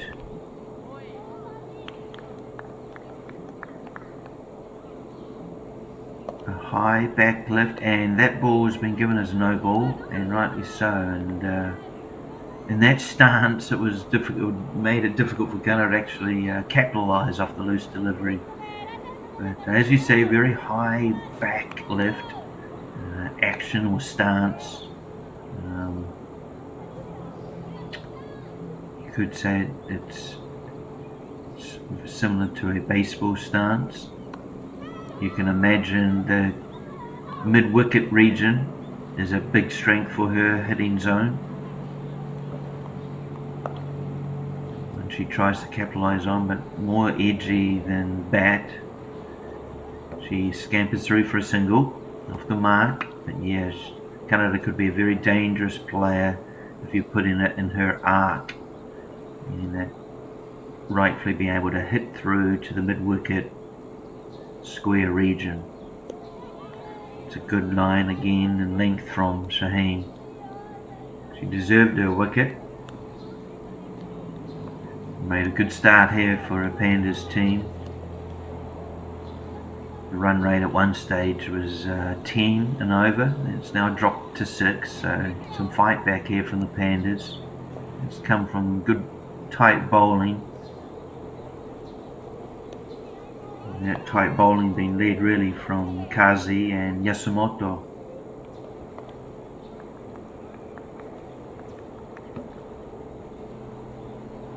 Ota also bowled pretty well at the top. But, game on here. I can see a close finish coming up. Targets 1-3-5. The game has ebbed and flowed from the start. Opportunity there for a caught and bowled. Not taken, or just a little bit out of reach. Nevertheless, it still remains a great over here. And with just one delivery remaining, Shaheen's figures look very good. Sumi perhaps looked to be a bit more attacking here on the onside.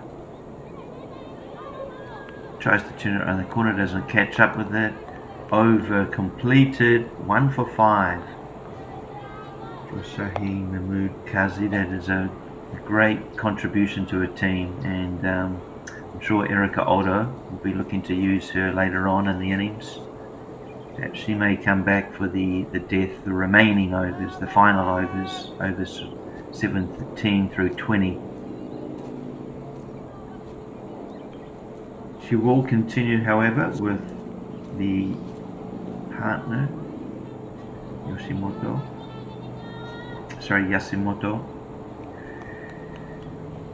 Yasimoto has made a very good start herself, having bowled 2 overs, just having gone for the 8 runs. She's bowling lots of dot balls, which the captain will be loving. The interesting contest, this one. The left arm bowler to the left arm batsman, and one that has a rather unique batting stance. Certainly Yasimoto doesn't want to stray down leg side here, otherwise she could be tonked for 6.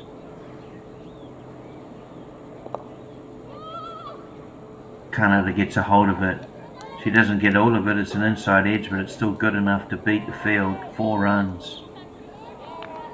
She hits the ball, as you can, with a high back lift. Her swing is a lot elongated, longer than other swings, hence it creates power.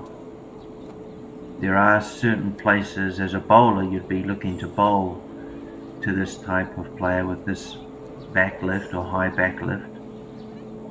But if you do bowl in her arc, then look out, because she'll hurt you in terms of that mid-wicket region. Yasimoto has to be smart here. Ideally, she wants to be bowling fullish outside 4th, 5th, 6th stump. Having a good protection out on the offside. It will make the task more difficult for Canada as a batsman, but we'll wait and see. And look at that, that's a good line for this type of batter, and as a result, Canada's, perhaps looking to go straight, but victory to the bowler there. Yasimoto almost, I thought, had a chance for a caught and bowled, but landing short of her.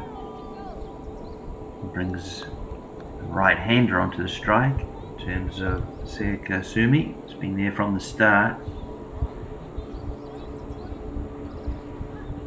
Busy batter, looks like keen to capitalise on hitting the ball hard or soft, looking just to keep the score ticking. So you want to see in the T20 format type player. Here she drags it across to the onside, long on comes in just to prevent the second, 1 run taken.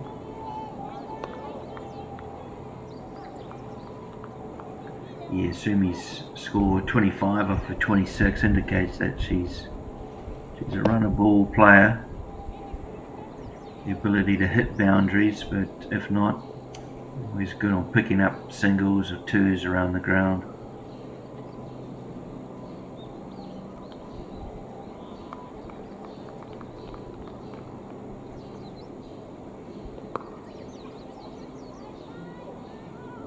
Nailed for 4 runs.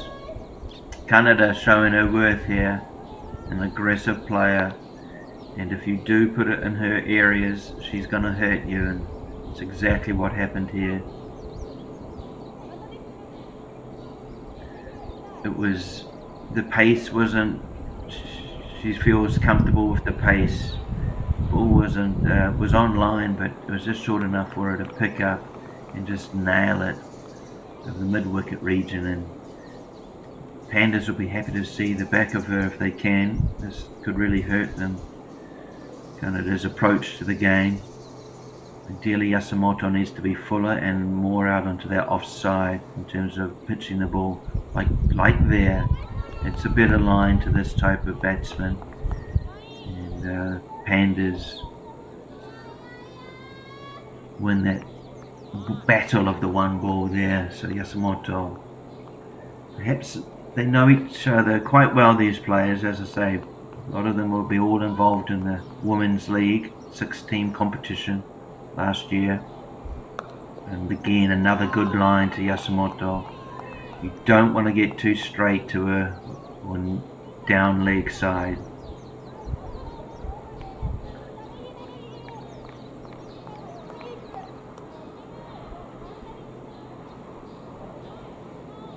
Brings the over to an end.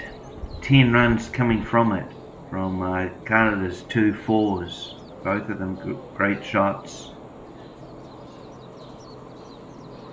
Total 52 for 1. So the required run rate at this stage is 6.92 per over. As you see on your screens, the current run rate 6.5, so they're on target. The Worms would be quite equal at this stage of the match. Very similar in terms of the first innings of the Pandas, and how after the loss of one early wicket, it was a long-standing partnership which set the team up for just over par score, 35. In return, the Pelicans 52 for 1. Well, they're on target, wickets in hand.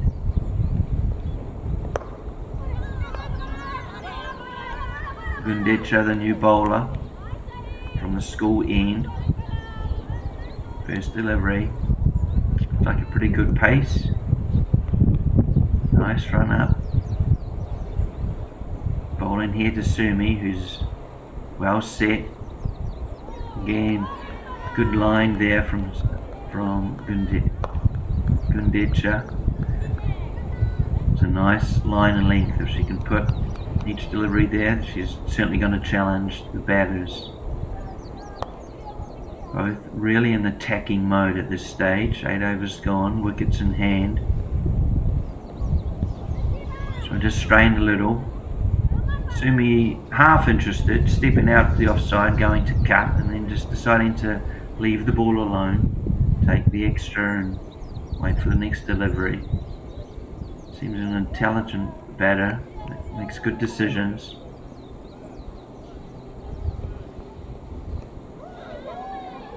Shortish turned onto the onside, looking for 2. Deep square leg has to come around.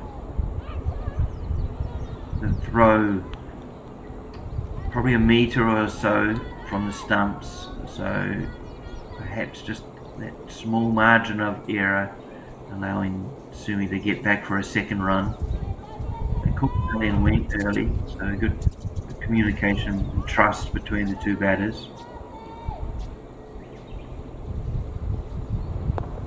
It's a good ball and something that just Sumi can only really defend. Plays out to backward point.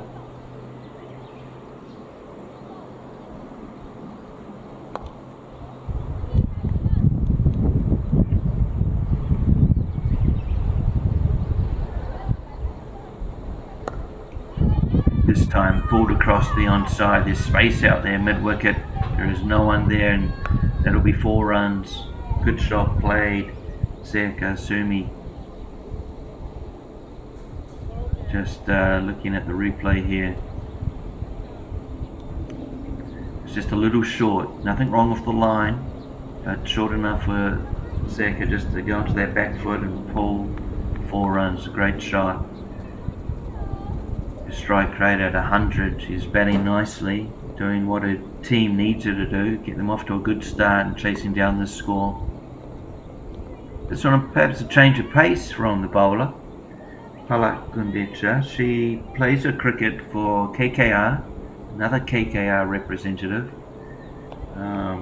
Great, a shout out to that club and the work they're doing in the women's game, because there is certainly a long list of players associated to the club. But also plays cricket for Sendai University. Cut, and the sweeper out there would take care of that, just a single run taken. So a pretty good over, apart from the 4 she conceded. And not a bad start, some nice line and length. And 9 overs gone, 61 on the board. Just under 7 and over. As I say, game on here. I can see us heading towards a very close finish.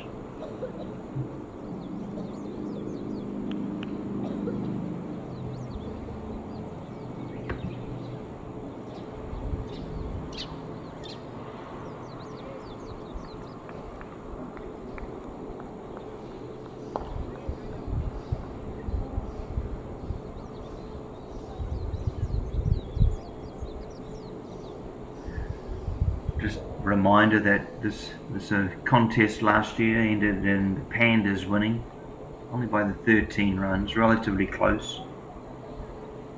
Pandas that day put on 138 runs for 3 wickets, so very similar in terms of the target set.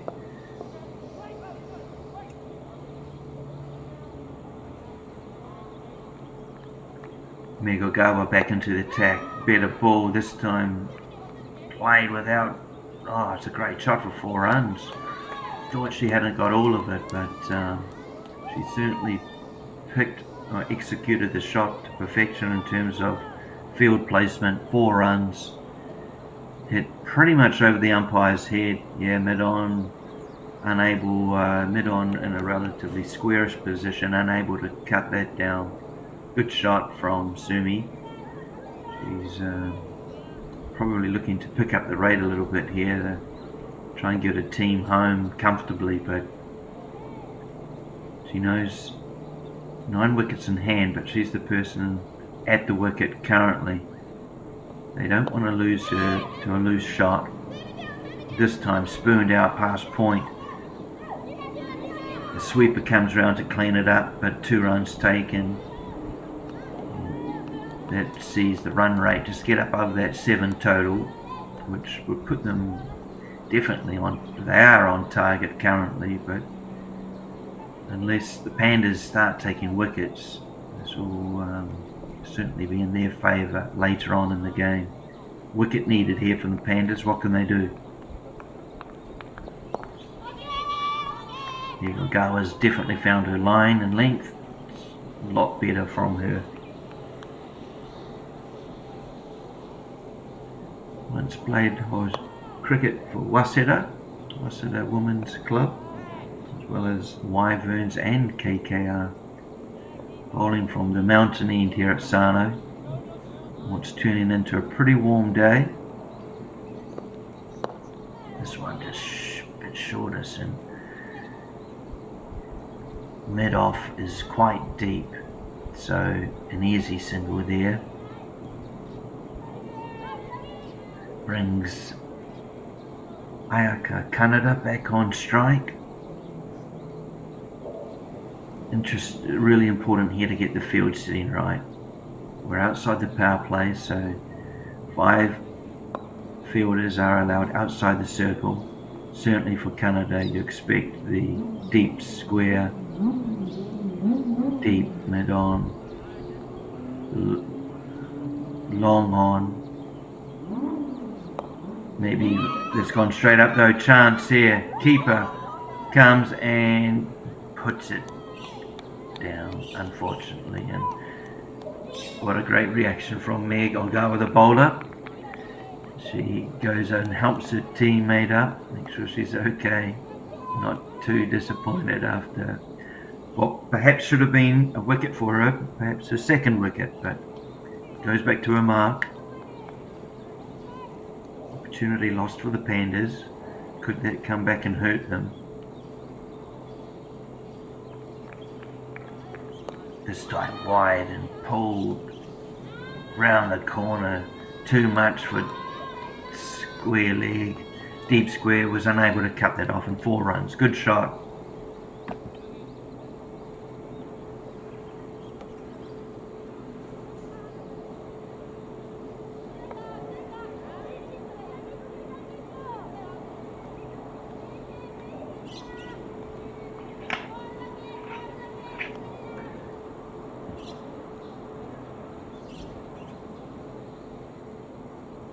So lovely shot there from Sumi. Again pulled, this time backward deep square, is able to field that just for the single run.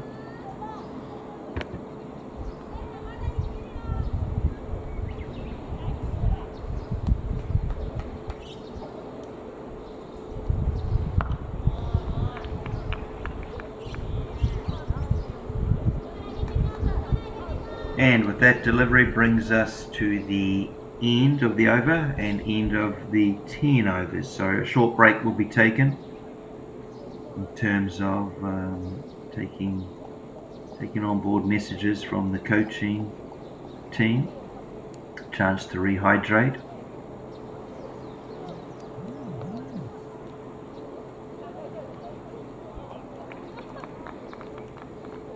Currently 75 for 1, the Pelicans, chasing 135 for victory. As I mentioned earlier, the game last year, they were chasing 138 and failed in doing so, making 125. However, today, they look to be on target. They've made a good start in terms of the chase. Well, come back in around 1 minute, 2 minutes time, and we'll see final 10 overs of this T20 match. J-Bash All-Stars, the Pandas versus the Pelicans.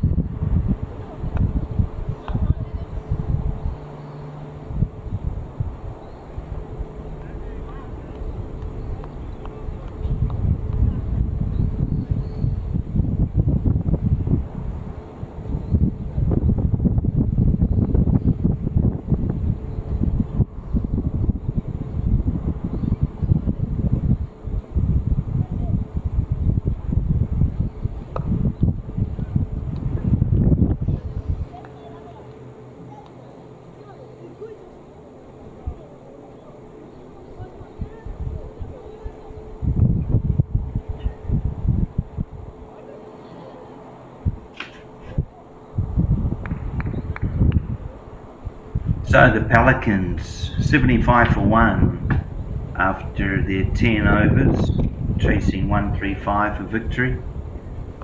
Getting towards a close finish here at Sano International Cricket Ground. While I've got the chance, perhaps I just shout out to the sponsors of Japan Cricket. That would be Mitsui Knowledge Industries, otherwise known as NKI. They are the both men's and women's lead partner sponsor here in Japan, so we thank them very much for their support. And what is an exciting times for Japan Cricket, continuing to progress and grow from year to year. And with that, we hope to see their world rankings get higher and higher. It's already happened in terms of the women's. They've were in the 50s, now ranked in the high 40s, I think 48, 49. So it's great to see the progress Japan Cricket's making.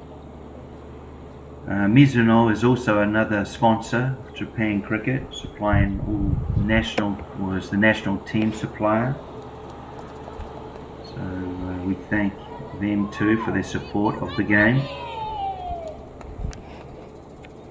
As I say, it's the early part of the new season here in Japan.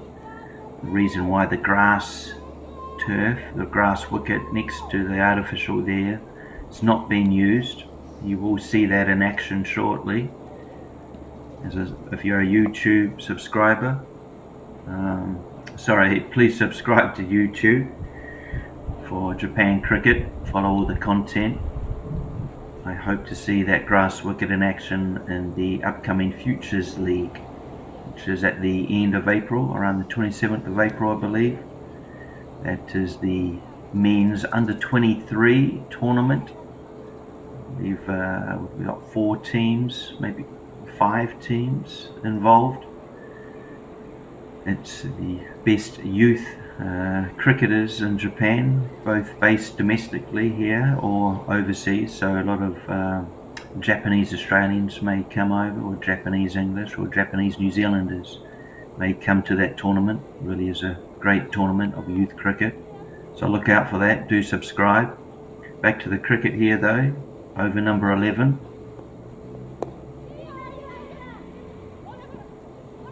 And Ganesha, the bowler, after her first over, going for 9. She did bowl that first over quite well, hit for a boundary, but it was relatively good line and length. Not a bad pace. She hurried up the batters a couple of times, so good to see. Out of KKR and playing cricket at Sendai University.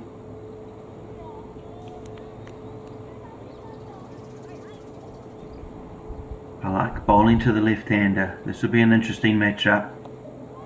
Bit down leg and Hoyt over, or down to the fine leg region. Fine leg, too fine, and deep square, too square, so dissected the gap beautifully. Lovely shot. And I imagine that ball was still going. She hit it firmly.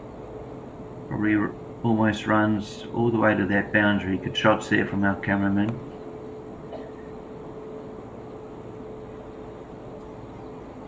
Very large amount of space here at Sano Cricket Ground, so very easy to determine the length of the boundaries. You can make it 40 metres or 70 metres in some parts. It's only the parts where grounds 1 and 2 overlap that they need to be a bit shorter. But that also is determined by what wicket you're playing on the block, which you see just to the left of the artificial turf there. But Sumi on strike. Batting well for a 45. Can she go on to make 50? Pulled.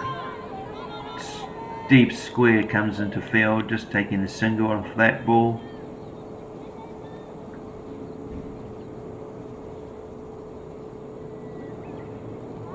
Brings the left hander on. Not easy for a bowler bowling to this type of partnership. But hopefully Palak has an idea or plan on where to bowl to Canada as a batter, and that's a pretty good place. And taken, caught, yes, well done.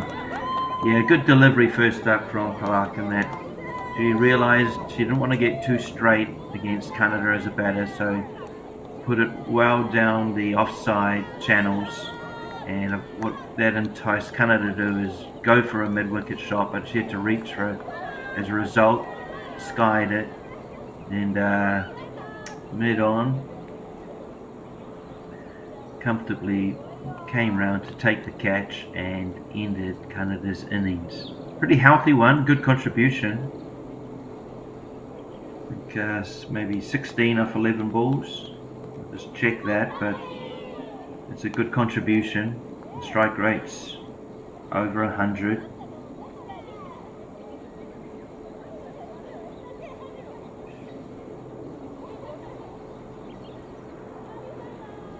And yeah, 16 off 11, including her 3-4s, all of them in that mid-wicket or square boundary area.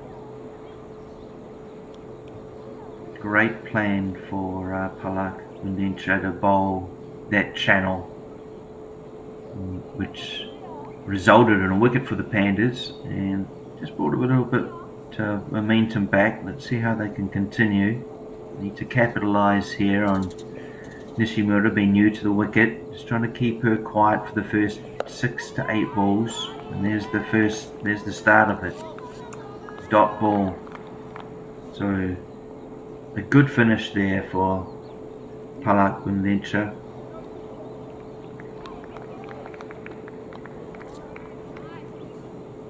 One for 16 off her 2 overs. It's pretty good. She got rid of a dangerous batter in that of Ayaka Kanada.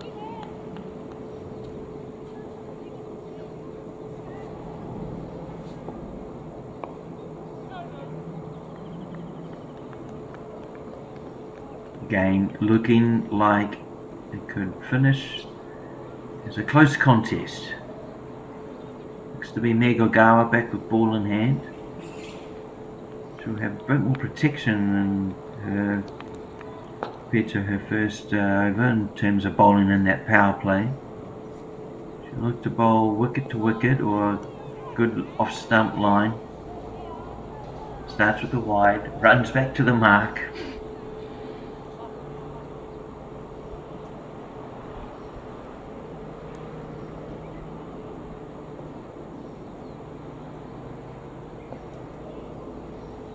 Nice run up in action. Capitalised on by Rumi. She just pulls it for another single and she steadily makes her way towards the 50. Deserves her 50 in terms of how she's batted so far. Sorry, 47 she moves to, just 3 runs short that milestone.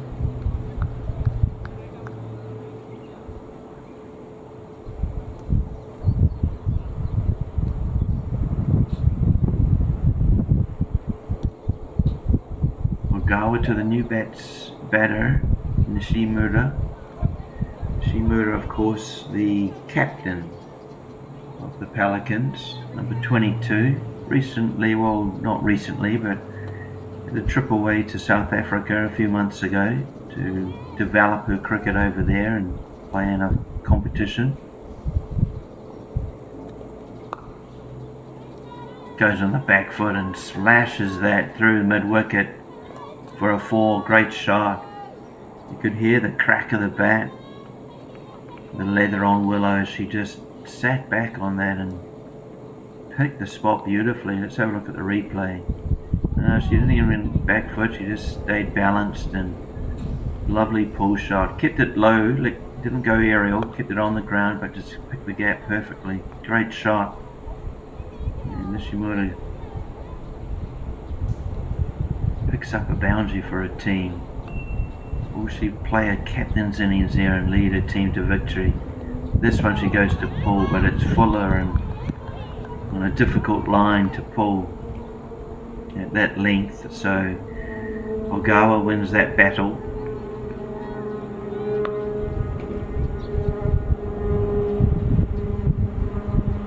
Good contest this one. Japan teammate to teammate. So a lot of the players on show today are in the Japanese women's squad. Not all of them. There are some Japanese women's players that are based overseas, in terms of being Australia or England.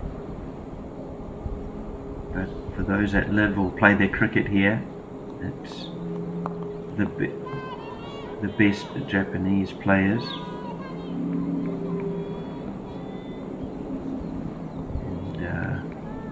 Picks up another single there.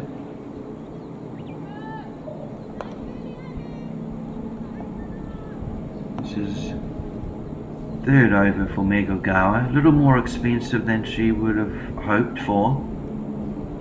Can she come back and take a big wicket here, be it of Sumi or Nishimura? Reaches, plays up forward, cut, and front foot cut. Just for the single, brings Nishimura back on strike. As I say, good to see Japan teammate against Japan teammate. I'm sure the selectors, the coaches feel the same. They want to see the contest between each other and the skills that they can display. Again, Nishimura reaches, but plays it out to sweeper type position. Brings the over to an end, and 3 overs for Megogawa. And perhaps, as I mentioned, expensive than we're usually accustomed to with Meg's bowling. Take no credit away though from how Sumi has batted. 48 balls, sorry, her 48 or 42 certainly has been a display of skill and mindset. She's made really good decisions, executed shots well. She really is a danger for that Pandas outfit. As long as she remains, I think the Pelicans are more in favour of winning the game. So Pandas feel they need to take it a wicket or two here to swing the game back in their favour.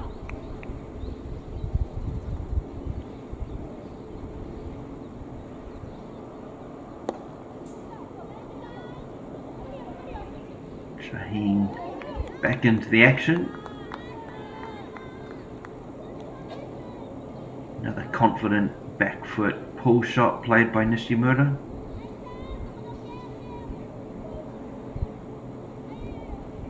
Sumi just one scoring shot away from a milestone 50. Can she do it?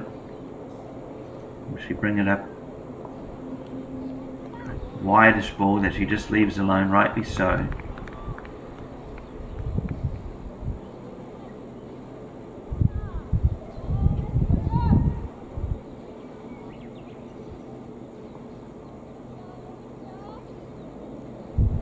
Shaheen really started well. Her first 2 overs just going for measly 5 runs, I believe.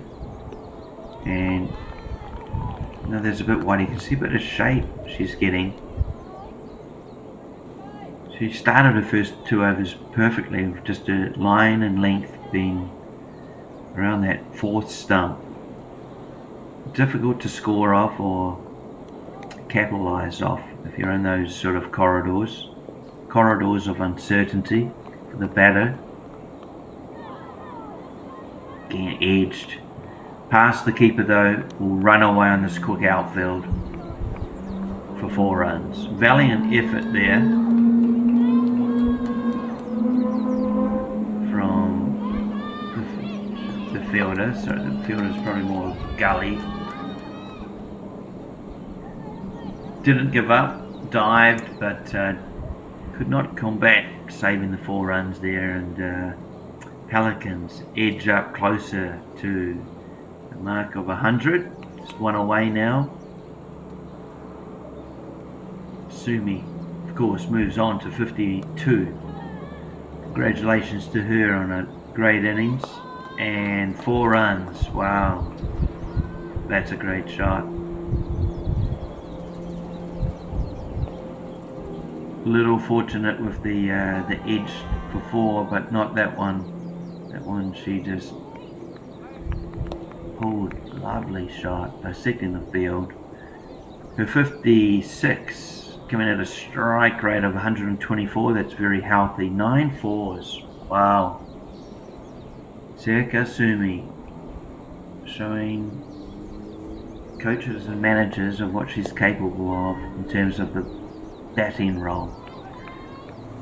So we saw her earlier with the ball, but yeah, 104, the 100 score is now up inside the 13 overs. Pandas really need a wicket.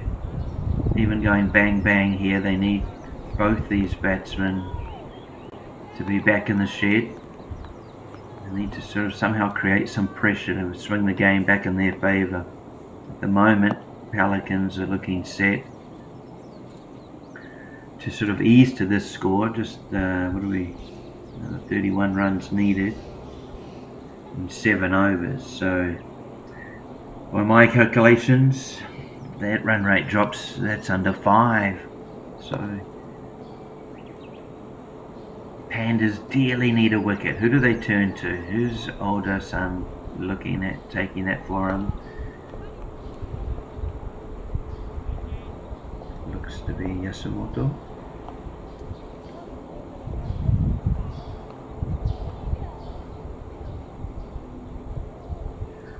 It is Yasumoto. 3 overs, no wicket for 18.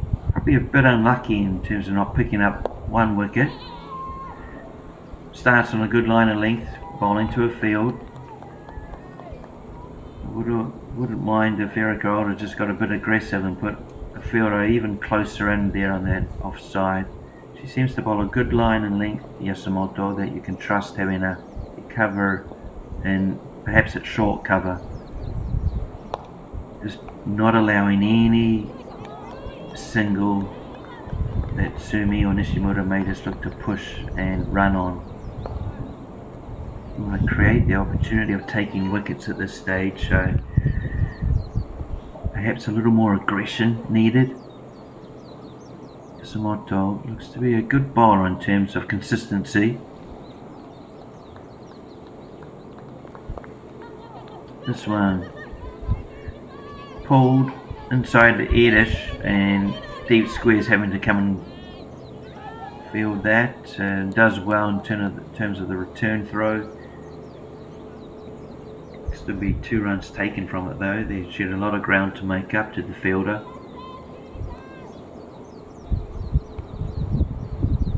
Yeah, in terms of just wanting to put some pressure back on the Pelicans batting lineup, how do you change things? Well, you can certainly have your bowler bowling to your plans, but perhaps some field placement can just put some doubt in the batter's mind. Got her! Gone!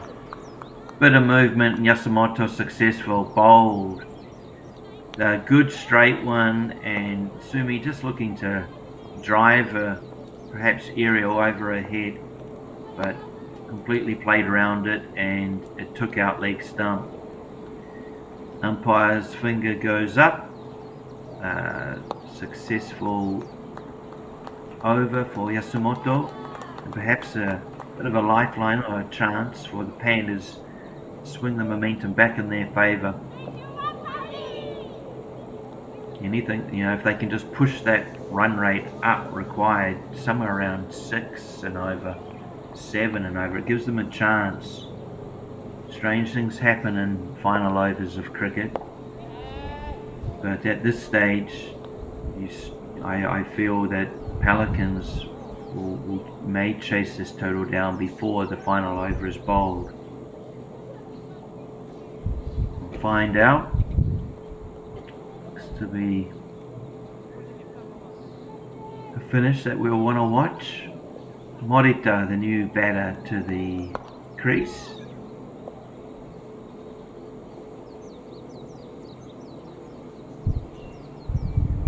And Yasumoto looking to continue from good line again. Yeah, when batsman arrives at the crease, you want them to play. And that was certainly just bowling directly at the wickets there from Yasumoto. Good line and length, nice and tight. Don't give any freebies at this stage, the opposition, or the batter has just arrived at the crease. Make them feel the pressure, and with 1 ball remaining, Yasumoto will be hoping for another good one to finish what has been a pretty good spell. Run rate of only 5. Be happy with that as a T20 player. There's another good straight ball, driven and pulled through for a single. So 1 for 21 are the figures of Yasumoto. Bowled well, really. Took the key wicket of Sumi, and perhaps create some hope for the Pandas captain and team. The run rate required still under 5. But it's amazing how quickly things change in T20. An over that may go for 1 or 2 runs quickly shoots that run rate up to 6. So each ball, as we know, 120 balls are just as important as one another. Pandas really needing to exert some pressure here, whether that's through bowling dot balls or just being able to pressure the batter into playing a false shot. Gone. Boulder. Exactly what Pandas need. The breakthrough, Morita, clean bowled.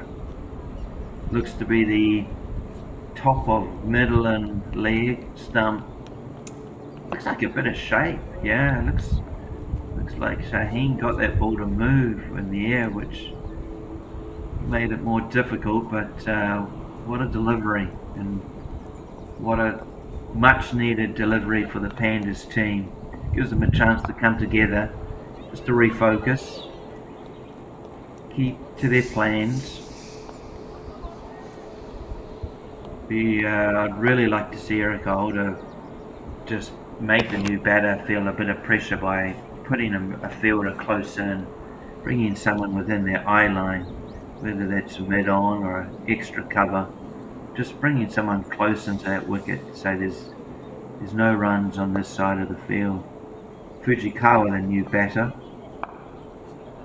I'll find out which one. I do believe they're sisters, correct me if I'm wrong, but I believe it's Kyo Fujikawa who's come to the wicket.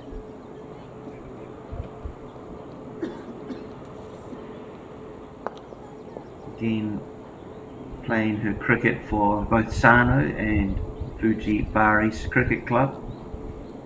Comes to the wicket with, yeah, perhaps pressure now a bit more than what it was a couple of overs ago. Swings and misses wide. Something Pandas can't really afford it to, given these last remaining 5 overs, 5 and a bit. 108 for 4, 135 the target. Plays the foot off the back foot, guides it, and again this quick outfield at Sano dashes across the field, 4 runs. Lovely shot, and I tell you, Kia will be feeling a lot better after that shot. Ball just got a little bit high on her, but she just went onto the back foot, played through it, perhaps opened the bat, meaning to play it behind point.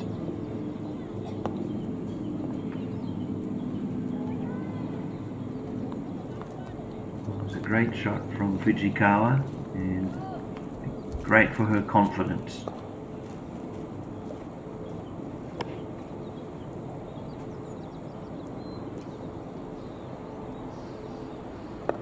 This time Shaheen's on a good, better line, and no run taken.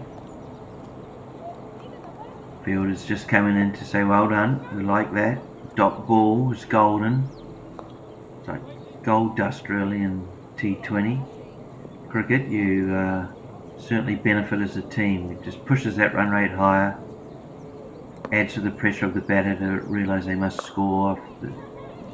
Next ball, chance taken, no run taken, just Nishimura backing up, probably getting a quarter of the way down the wicket before she had to turn and get back to her crease in time. But good little spell. Shaheen, she needs to keep bowling this, good line and length.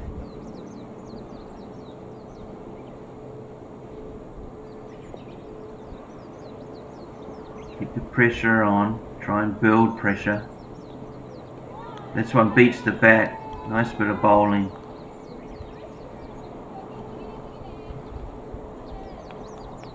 Good comeback after the boundary shot.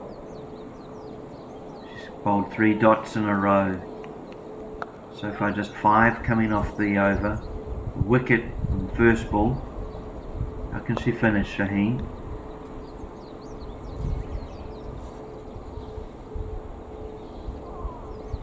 And just straying down wide. Sorry, down leg side. Wide given. Scored. Edges closer to the total. 23 needed, 22 needed. Shaheen looking to close out this over. Nice back foot drive, but fielded down there by Watt Square, third man. Just for the 1 run. Brings the over to the end. 15 gone here at Sano. 114 for 4.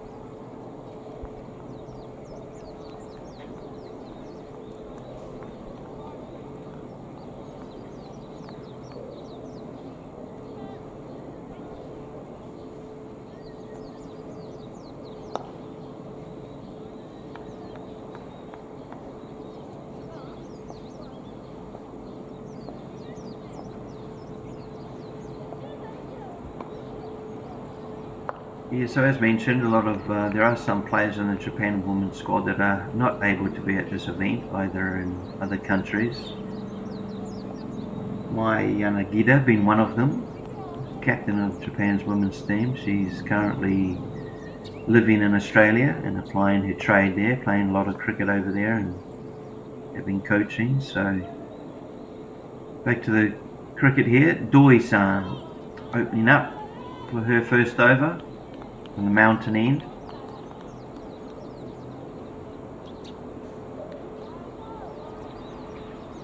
Ayumi Doi. And pretty good start with the ball. This one just skewing a bit wide and given by the umpire. As I say, this game is for some of the best domestic cricketers in the Japan women's game. Some are already in the international squad. Some are looking to develop their cricket and make that squad. So it's an opportunity for some younger players in the Japanese women's game to get opportunities.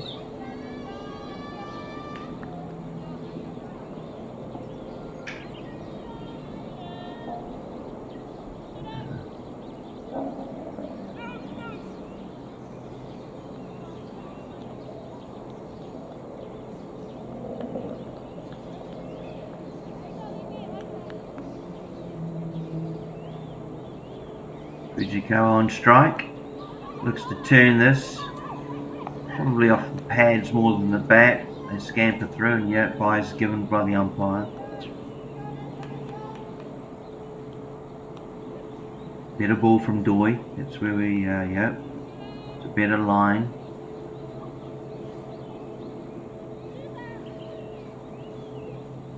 Just making some field changes here are the Pandas.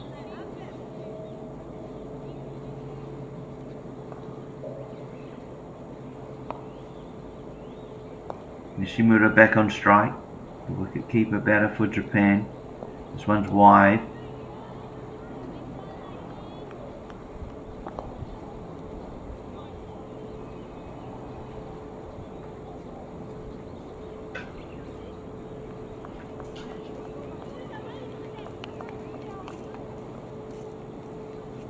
And Nishimura reaching for this, looking to drive it, but just almost getting off the toe end of the bat, so no run. Kari Nishimura, of course, has scored an international 50. She scored 54 runs against Hong Kong in 2022. This time Nishimura just turns it onto the onside, drop and run as we call it, in a simple single, and good intelligent cricket really from Nishimura. Just the awareness that the players are probably a bit back on their heels or on the 30 edge of the 30-yard circle.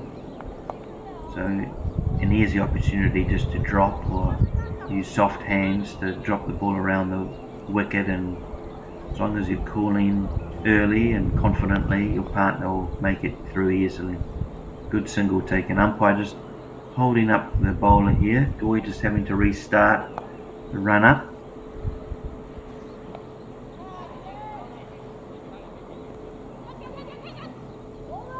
Called through for a single from the non-striker. Just played a bit behind wicket, so another single picked up. 120 now.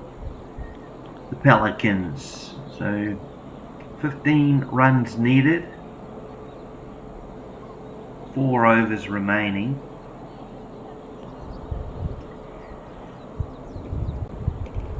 The equation, sorry, it's 121 for 4.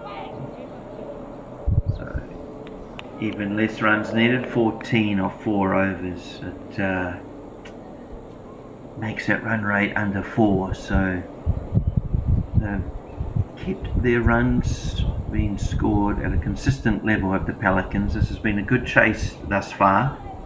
It's not over. It's amazing what a couple of wickets can do. Nerves.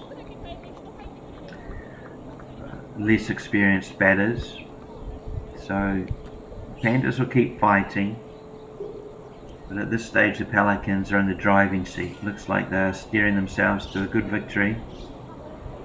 Nishimura, a lot of experience out there at the wicket. She knows she doesn't have to hit boundary balls. 1s and 2s will be enough to take this victory.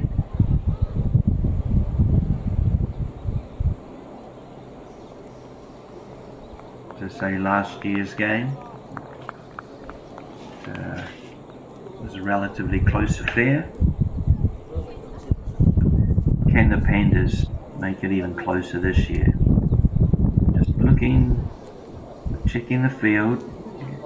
Erica just checking with the bowler that she's got people positioned where she wants them.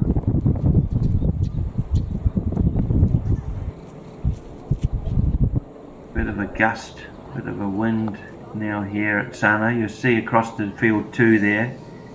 Herefordshire over 60s team are visiting. They played the women's yesterday team and had a very good game.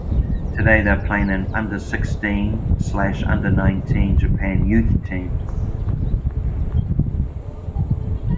We don't have coverage from that on live stream, but you can follow it via Cricket Clubs or the Japan Cricket app. Turned onto the onside behind square. Square having to do some work to chase that down and unable to. Too much work for square leg there. 4 runs given. Well played from Fujikawa. She just used the energy, the pace of the ball. She just had to get something on it and place it in the field. And well, Fujikawa, nice shot. Takes her score through down to 11 for 10 balls.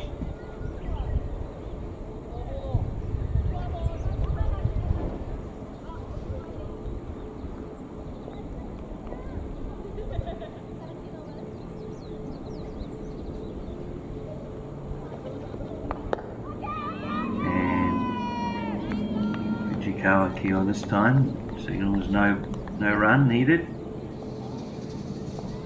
As I say, Fujikawa, relatively more youthful player in the Japan women's scene. Looking at her stats, she's played around 6 games in Japan cricket, whereas she's batting alongside the very experienced Nishimura.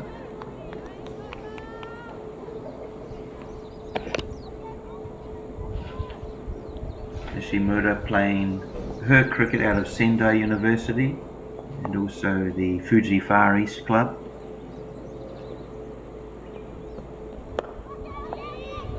Again, another good delivery from Alta. She's on the money here. Good line and length. Just testing Fujikawa to play in a shot of a release shot or a forcing shot, perhaps we'll call it. not easy to play a shot for runs when it's that line and length. Field taken. Just a little bit wider this time, and that couple of previous dot balls led to pressure, and Fujikawa just had a bit of a nibble at this, trying to play a shot out onto the offside, and well, her feet weren't really going forward or back, and in the end it was just an edge through to the keeper. A good catch and a good wicket, and with a wicket brings hope and a little bit of a momentum swing. So the Pandas, they'll still believe here. Wicket taken for Alta. She's had a pretty good game, has Kurumi Alta, scoring runs in the first innings and now contributing with the ball as well. The catch taken, of course, by the wicketkeeper Yurika Kitamura. That's a good catch. She did well to get across and glove that. Sometimes when you go to ground you can spill them on the body's impact with the ground, but she held on well, and to the delight of the bowler Kurumi Ota. One ball to go in her over.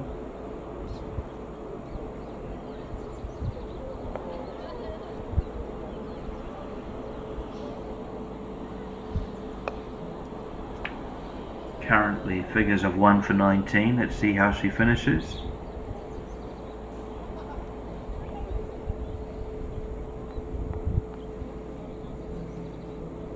Bowling to the new batter, Fujikawa, perhaps Kyo's sister, Ayumi.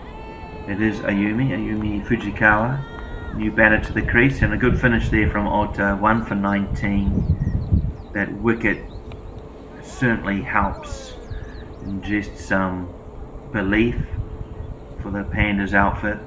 Still 10 runs needed, 3 overs, so I think it would be a walk in the park for the Pelicans, but as I mentioned before, a lot of the top order batsmen for the Pelicans would have been experienced players, part of the Japan makeup, but some of the new batters haven't seen as much cricket. Look at the Yumi's played a lot more than Kyo. She's had 76 matches in terms of looking at the Japan app.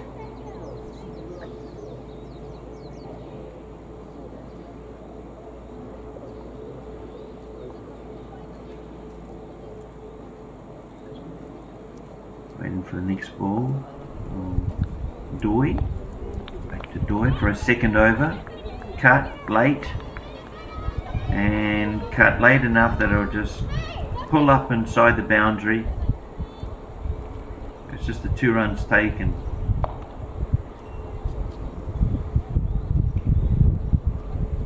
Moves the score through to 127.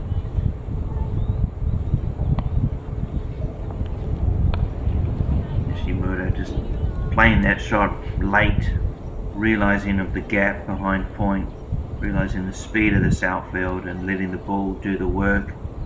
This time it's straighter and she just defends. That's what we want to see from Doi. Yumi Doi bowling from the mountain end. Seems very energetic, running back to her mark, getting through the over quickly. Nishimura on strike, guiding her team to victory as captain.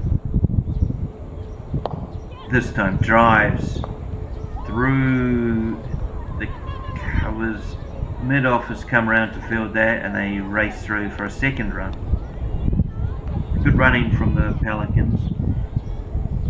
There's always 2 runs there really, where the gap that she exploited.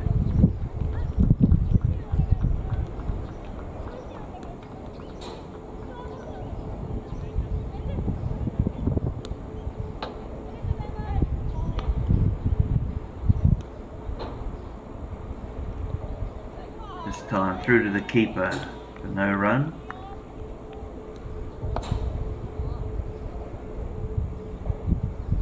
Can the Pandas produce a bit of magic here? Whether it's through Doy's bowling or someone in the field, can they just squeeze the Pelicans, add some pressure by taking another wicket? I dearly love Nishimura's wicket. With her, it seems like it's a foregone conclusion Pelicans will get over this total, go home with the win.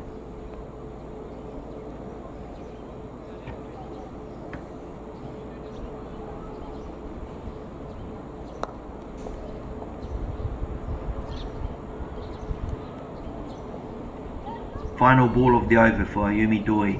Straighter, beats the bat, through to the no run. End of the over, 130 for 5. Just 5 runs needed off the remaining 12 balls. Erika Oda will most definitely turn to her strike bowler or bowlers that she believes can incredibly turn the match in their favour. Not an easy task.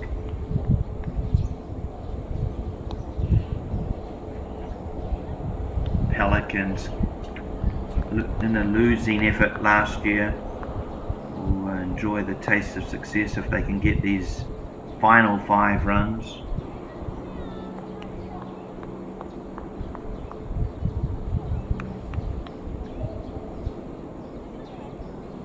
Looks like the ball has been given to Alta. In the Alta with KKR. Just in the field. I wonder if she's just bringing her deep, her sweeper into a shorter position, into the inside the circle, which is fair enough. You've got to create some pressure. Good line to start with. Bit of shape, straightening up. No run. And ideally we see, well, for the sake of the Pandas, they'd love to see an over of perhaps only 2 or 3 scored off it, just to take the game into the final over.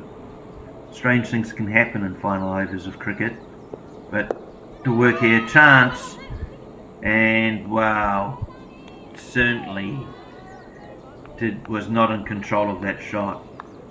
Went to play perhaps straight and just got high on the bat, spilled out onto the cover region, falling short however, certainly not in control. But they scamper through for a run and reduce that target just down to 4 runs needed.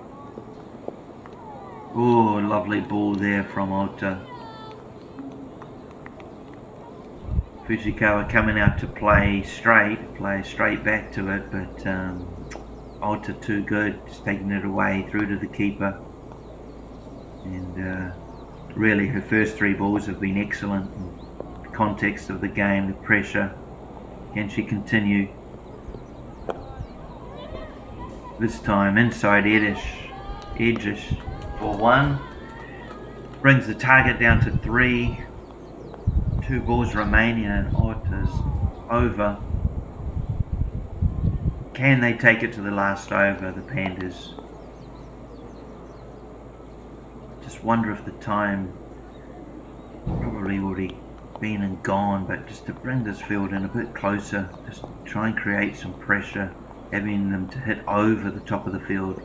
You see there in the cover, short cover, and then short mid-wicket, so Ota's done that. It's good to see.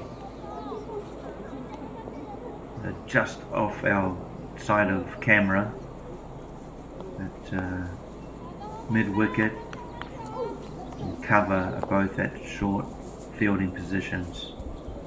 Final ball of the over for Kurumi Ota. Final ball of her spell. Just out of reach of short extra cover, and 1 run taken, but an excellent over nonetheless for Kurumi Ota, finishing with figures of 1 for 22.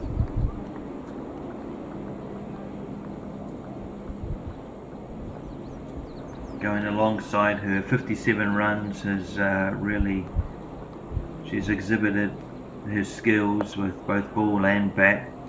Very valuable cricketer in terms of the Japan's women's program.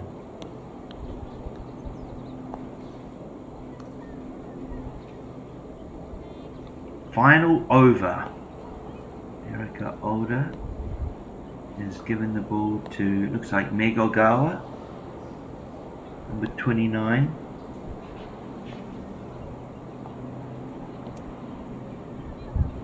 Meg playing for different clubs, I guess in different leagues, competitions, but for Waseda University, for Wyverns Cricket Club, and KKR.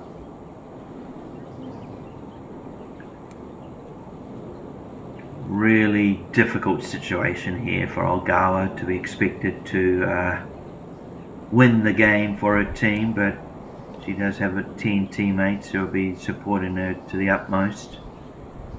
It's all about accuracy at this stage. It's a game of mere inches. The barest of margins can win or lose this, and if she can put 6 straight balls at a good length to at least put some pressure on the batters. But it's all in the favour of the Pelicans. Here we go. First ball, turned. Chance for 2, chance for more. 2 runs taken off the first ball.